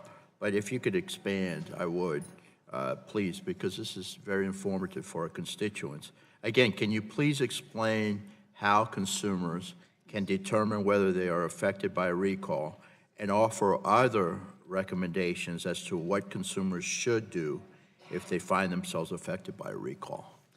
Thank you for asking. www.nhtsa.gov. That is our website, the National Highway Traffic Safety Administration, www.nhtsa.gov. One will see there, right at the top of our webpage, a recalls banner. One can click and go in and enter a vehicle identification number and see any outstanding recalls on one's vehicle. I routinely check it. I have become clearly much more sensitive to the urgency of recalls since I have been at NHTSA. One can enter one's email address and get an alert to remain always current on outstanding recalls. For those who may not have a computer or feel comfortable doing so, a consumer can call the dealership, they can call the manufacturer, and they can have it checked. I do use a dealership for my own car, and I find it helpful that they keep a file and they'll tell me whether or not there's anything outstanding, and they can describe it to me if I have any questions. But the key is that consumers find out whether or not they have whether they have an outstanding recall, and if it is an urgent recall or any recall, they should act. But in particular, the do not drive recalls announced on Monday are absolutely critical. Do not drive, call the dealership, a tow truck will come, the recall remedy is free. Give us the number again, please, for those who are watching. Absolutely. Let's see, where did I put it? I looked up from my piece of paper. I would like, if you don't mind, if we could post it on your website. I would recommend people go to www.nhtsa.gov, and I seem to have misplaced my phone number in my sense of urgency that consumers find out about the recalls outstanding on their vehicles. Thank you very much, and we want to put that on our websites as well, so that consumers can have access. So thank you very much, and I yield back, Mr. Chairman. Appreciate it. Thank you very much. The gentleman's time has expired, and the chair now recognizes the gentleman from Massachusetts for 5 minutes. Thank you, Mr. Chairman. I want to thank our witness for being here as well. Thank you for your work. Thank you for your service. I want to ask you to touch on a couple of different rulemakings that I believe NHTSA was supposed to have begun, and just ask for an update on that process if I can. So first off, with regards to tires, the FAST Act mandated that NHTSA write a rule to ensure that tire pressure monitoring systems cannot be overridden, reset, or recalibrated in such a way that the system will no longer detect when inflation pressure has fallen below significantly underinflated level. NHTSA has yet to take any action on that requirement. So, Ms. King, I was hoping you could shed some light on when NHTSA will issue a final rule on that tire pressure monitoring system. Congressman Kennedy, we have begun work on all requirements in the FAST Act, including the tire rules. It is on our regulatory agenda. We are making progress forward, and we look forward to taking next steps as described in our regulatory agenda. I believe we have a proposed rule step before we go to the final rule step, and I look forward to discussing that with you. And ma'am, do you have any, I realize I'm putting you on the spot a little bit here, do you have any idea as that months, is that how many months, how long till we think we're getting to that process?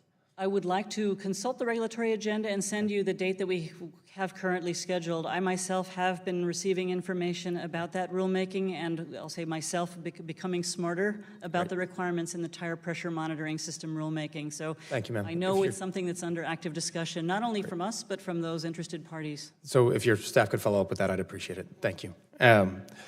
Similarly, with the seatbelt reminder rulemaking, MAP 21 required that NHTSA initiate a rulemaking proceeding to require rear seatbelt reminder systems.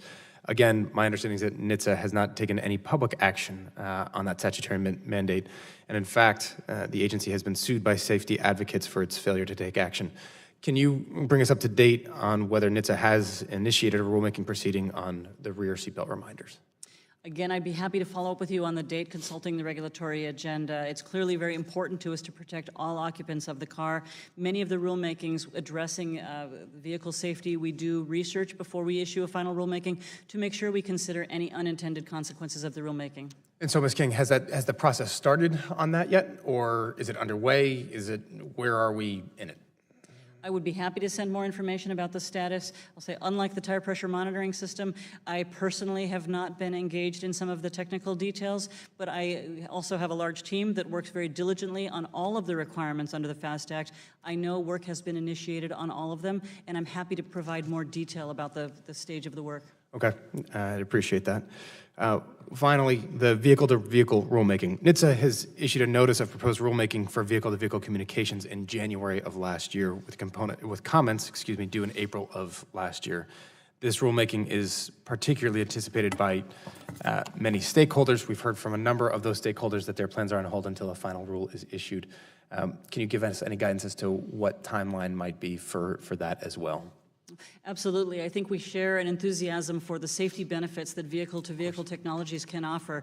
We received, as you know, a large number of comments, very technical comments on the proposed rulemaking, which we are going through now. The comments had, first of all, technical matter and diverse comments. So we look forward to learning from them, and we certainly hope that the dedicated spectrum will in fact be reserved and applied to vehicle safety technologies. So I appreciate that, and obviously safety being a primary concern. Push you a little bit here. Again, months, how many, where are we? You want to follow up again, kind of how long, what's that time frame look like? We have a commitment to safety and to getting it right. When it comes to complex technologies with a safety relationship, I would commit that we get it right and then we move forward in a way that doesn't pick winners and losers, but in fact is going to optimize the vehicle safety opportunity to the American public. It's difficult to put a timeline on getting it right, particularly with technical matter, but you have my commitment to work with your staff, to remain engaged, to hear from stakeholders, and make sure that we move forward in a way that assures safety in the best possible manner with respect to vehicle-to-vehicle technologies. Thank you. I've got one last question, but given the time, I'll happily submit that for the record. Thank you, Chairman. Thank you very much. The gentleman yields back. The chair now recognizes the gentleman from Indiana for 5 minutes. Thank you, Mr. Chairman. Thank you, Mr. King, for your service.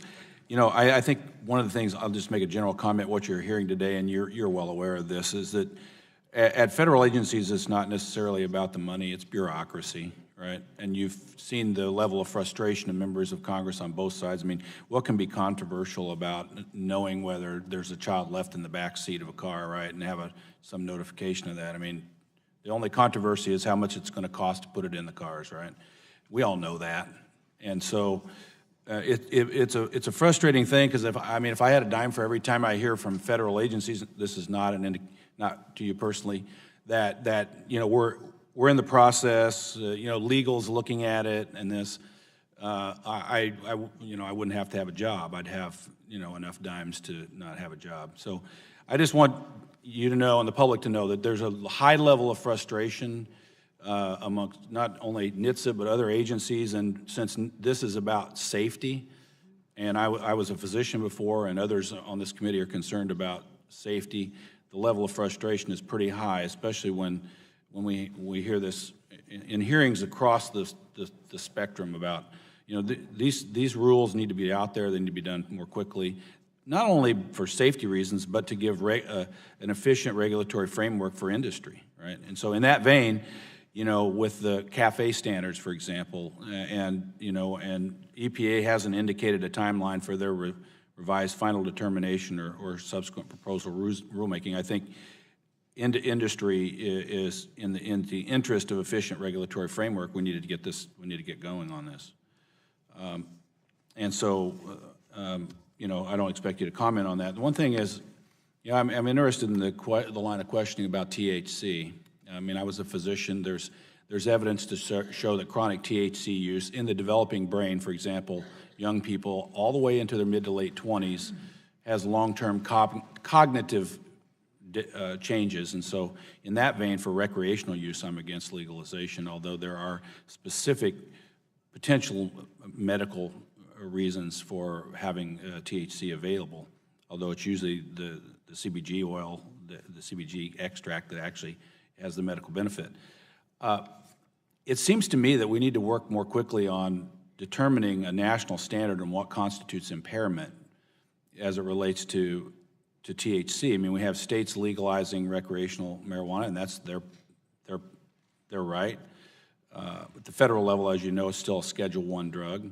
So, I mean, I'm interested. You said there's a roundtable discussion amongst federal agencies on this issue, but you know, we need to do more than that. I mean, what are your thoughts? I mean, we need to, like, a serious working group that meets to try to determine a legal standard. Okay, you know, if there's a field sobriety test, people beat that in court. I mean, you just get a lawyer and you go to court and you say there's no scientific evidence I was impaired, and you question the integrity of the officers or whatever you do, right? And you can win that. You can't do that if you have a blood alcohol level or you have you blow into a breathalyzer and it says you're 0.1. You can do that, and so. What are your thoughts on that? I mean, I think we need. How did we get to the 0.08 in some states? I mean, what was the process of getting to determining? Hey, if you have more than that when you blow a breathalyzer, you're impaired. Responding to your question about the drug impaired driving initiative, I absolutely agree. There should be more, and it's not. The meeting we have on March 15th is meant to be a summit. It's kicking off. We're calling it a call to action. It is a call to action. It is not the only action. What our goal is with the Drug Impaired Driving Initiative is to set a strategy, to set a path, and to articulate a vision of what good looks like, to answer exactly the questions that you're describing. We have in place a framework and a system for alcohol-impaired driving, and we do not have that level of... Right, how did we get there with alcohol? How did we get there with alcohol? Yeah.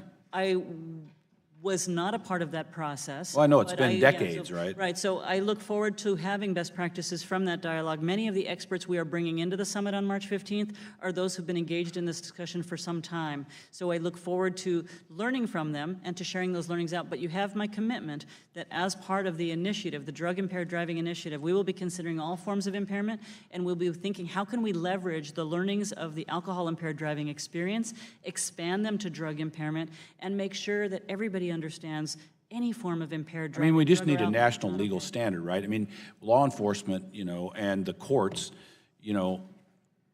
if you have a test for you go and you refuse a test for drug test, whatever. If you refuse a breathalyzer or whatever, you get we need a legal test, and I just don't see that happening at the state level because they don't have the resources probably to determine that.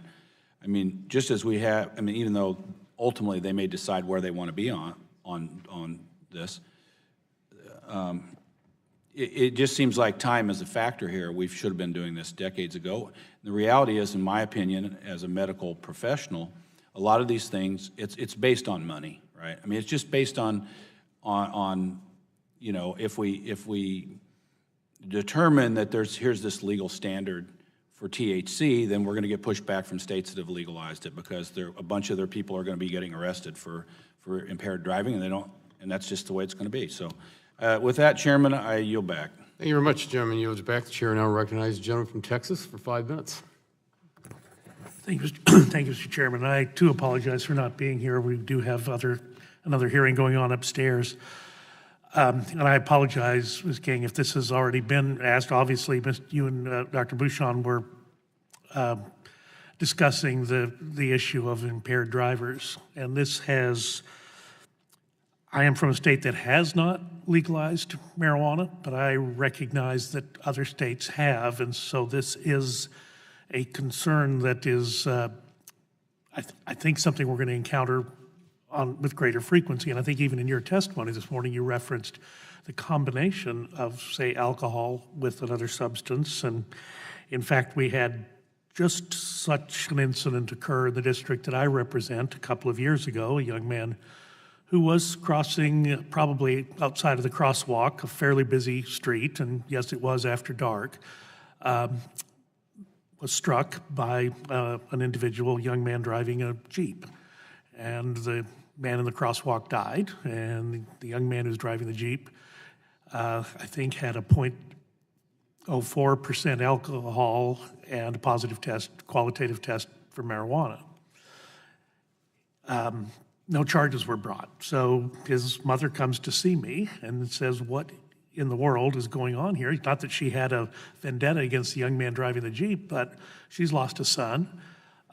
It does seem like there possibly was some component of impairment of the person who was operating the vehicle, and where is the protection for her son in that exchange?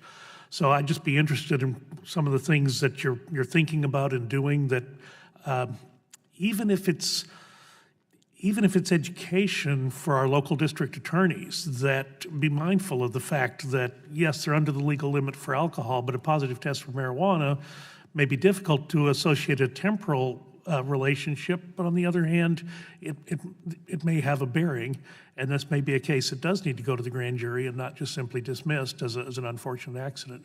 So let me hear your thoughts on that. Thank you very much, Congressman Burgess. I look forward to continuing to work with you on this. Although I've only been at NHTSA, it's now 20 and a half weeks. I believe today is my 20 and a half week anniversary. Already in my time at NHTSA, I have spent 2 visits to the state of California, where they, in the fall, have been educating me about the work that's being done in the laboratories, in the DUI courts. I've met with prosecutors who are finding ways to prosecute despite the difficulty in actually having good, robust laboratory results that are temporally appropriate for determining impairment in a prosecution. What I have found is, yes, we have a ways to go, but yes, we have some best practices to share. What I have found at NHTSA is that we have pockets of activity in different places. In the county of Orange in California, again, in Congresswoman Walter's district has a great deal of learnings for us, but other areas as well where we can both leverage the best practices, but there are still gaps. None of us, no one alone is going to solve the problem, and none of us alone have the answers. My role at NHTSA, I'm not a physician, and I certainly have not had a history of working only on this issue, but at NHTSA, our concern for safe driving gives us the opportunity to convene and to bring together the dialogue and to foster a community that can leverage our strengths together. I want to make sure that the best practices are identified so that we can all start using them to save lives today, and that we set a strong vision for where we need to be as a country, identifying the gaps and identifying where we are on progress towards those gaps so we can close them. It's unacceptable that we would see people, understanding with our nation's history that impairment kills. It's unacceptable that we would allow continued impairment from illicit drugs to injure families on our roadways. It's heartbreaking. You described a story. We all feel the pain of needless loss at every life, in particular around needless impaired driving. So there was a young man who came to see me whose parents were lost in an automobile accident where the driver of the truck that hit them was impaired, and even admitted the impairment. His frustration was, even though this individual went to jail, it was for a 3-month time for driving with a suspended license. The impairment did not even enter into the prosecution, and that's the thing I think we've got to address. Thank you, Mr. Chairman. I'll yield back. Thank you very much. The gentleman yields back. The chair now recognizes the gentlelady from California for 5 minutes. Thank you. Thank you, Ms. King, for being here today. And I appreciate NHTSA's recent announcement to launch its drug driving initiative. Law enforcement, we know, must have the tools it needs to determine impaired driving, particularly drug impairment. Last Congress, we passed the FAST Act, which included language I championed that required NHTSA to study marijuana-impaired driving and how it affects individuals behind the wheel. Additionally, that study asked NHTSA to work on a roadside test for impairment, including a device capable of measuring marijuana levels. My colleagues have also raised this issue, but I'd like to get some more of your thoughts beyond addressing the legal limits of the challenges we face in addressing drug impairment on our roadways and what steps that Congress can take to start addressing this issue. First of all, Congresswoman, may I thank you for your support of the marijuana report to Congress that was submitted last year. That report was, in fact, one of the pieces that educated me and caused me, as I stepped into my role at NHTSA, to take on the Drug Impaired Driving Initiative. So thank you very much for your leadership on this issue that's of such critical importance at the federal, state, and local levels. I do not, at this point, have a recommendation for congressional action because there is what is known and there is what is not known. I don't feel as though there has been a comprehensive assessment of the gaps across all drug-impaired driving. We have, as a nation, spoken about marijuana-impaired driving, THC products. We've spoken about opioid-impaired driving. But in fact, the laboratories, and I'll cite the crime lab of Orange County in your own community, They're testing now for 46 different substances, I believe. And what I hear from the toxicologists in your community is that not only is it a challenge that people may have several substances on board at the same time, or that they may be masking with alcohol, but in fact that the specific chemical substances change. If it's a synthetic substance, the formula changes, and that means that the chemical test the toxicologist must apply, that will change too. So forgive me for getting in the weeds a little bit too much there, but thanks to the work that you encouraged that was submitted last year, and thanks to the skills and the patience of those who've been educating me where the rubber hits the road, where the risks are in the field, I have taken on that commitment to figure out what are those gaps in partnership with the stakeholders, state and local governments. We'll see what do we know, what do we not know, and then from there set a vision for a course for the future, which I think it would be appropriate for us at that time to get back to you with what we think the gaps are and where working with Congress is absolutely a critical piece. If I might add, apologize, I have a great deal of enthusiasm for the subject. Public awareness is already identified as a gap. People know that they should not drive with alcohol impairment. But in speaking with the local law enforcement officials, it sounds as though our communities may not be as aware that it's not okay to drive buzzed. We have at NHTSA public awareness campaigns. Through our partnerships with states, we're trying to raise awareness, but simply helping people understand that driving impaired under drugs can kill.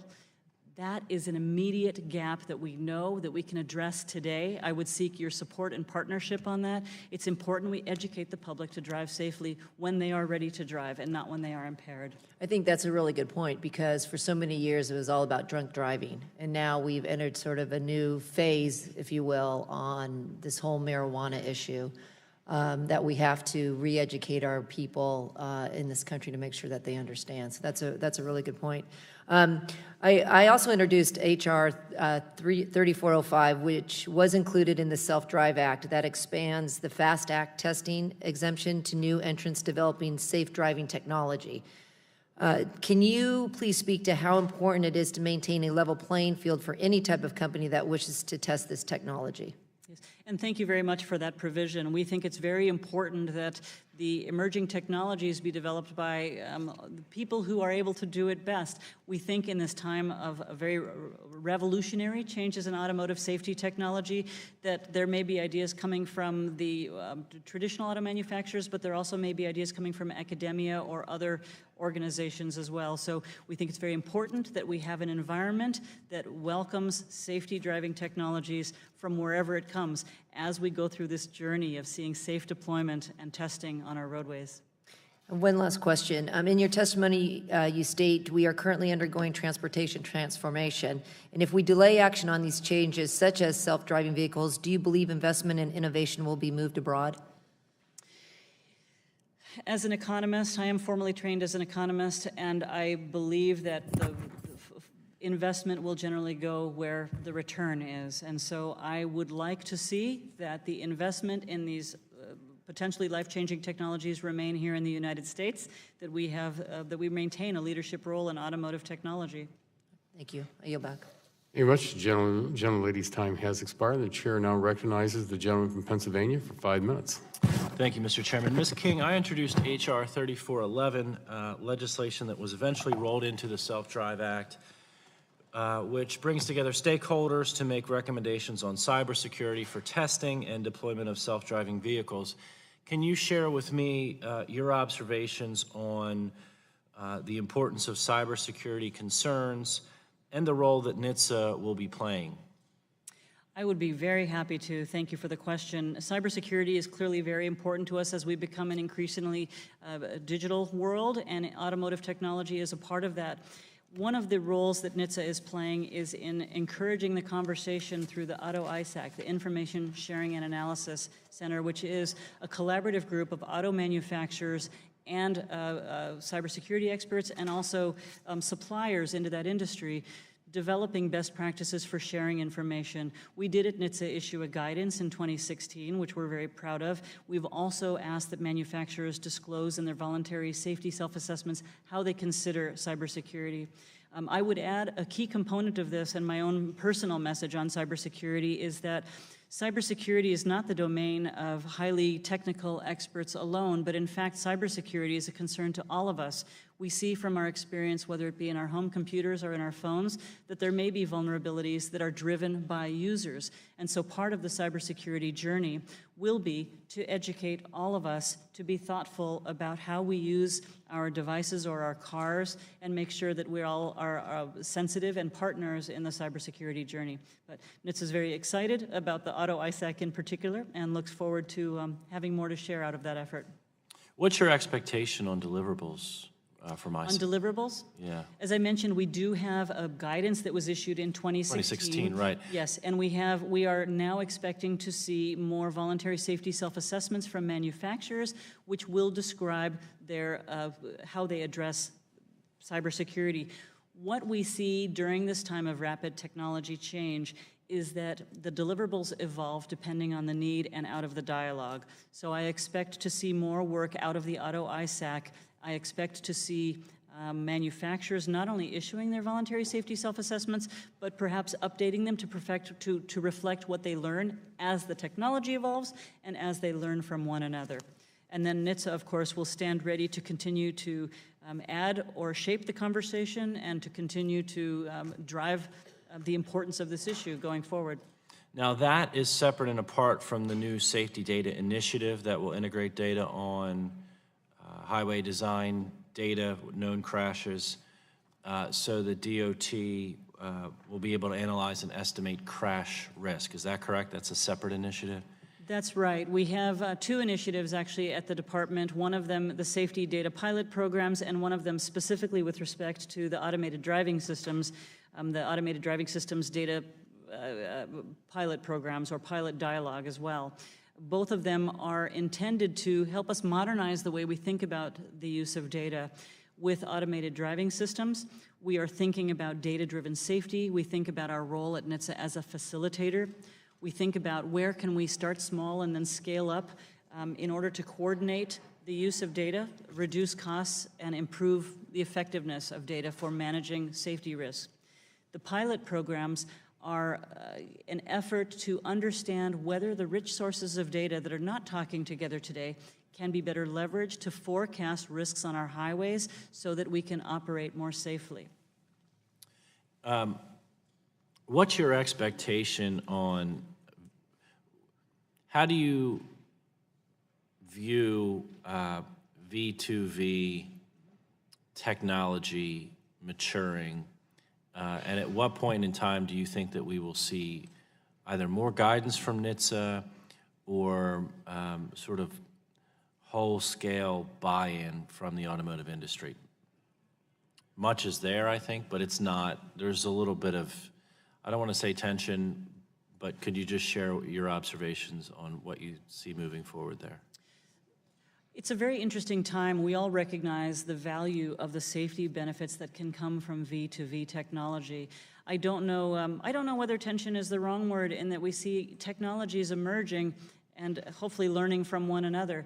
The critical thing here is to make sure that as we progress, given the importance of the safety technologies to our roadways and to our drivers and consumers, that the technologies evolve in a way that provides the benefit that we all hope for. At the Department of Transportation, we'd like to avoid picking winners and losers. Right now, there is a vigorous discussion among, I'll say, the more technical people and the suppliers and manufacturers around, I'll say, two key technologies in particular. I encourage that discussion, even if it does bring tension, because we need to get the answer right for the nation. Sure. So, and before I go back, I would agree. I'm not sure tension was the right word. I think that obviously there's a little bit of uncertainty, and that may owe itself to the fact that the technologies are still evolving, and we don't want to cement things too early. So I think that I appreciate you for coming up with a better word than the word that I used in the premise of my question. I'll yield back, Mr. Chairman. The gentleman's time's expired, and at this time, seeing that there are no other members asking to ask questions today, Ms. King, we really appreciate your testimony today, and you kind of walked around the entire spectrum of what we're looking at, when a lot of the issues that the members had today about safety, cybersecurity.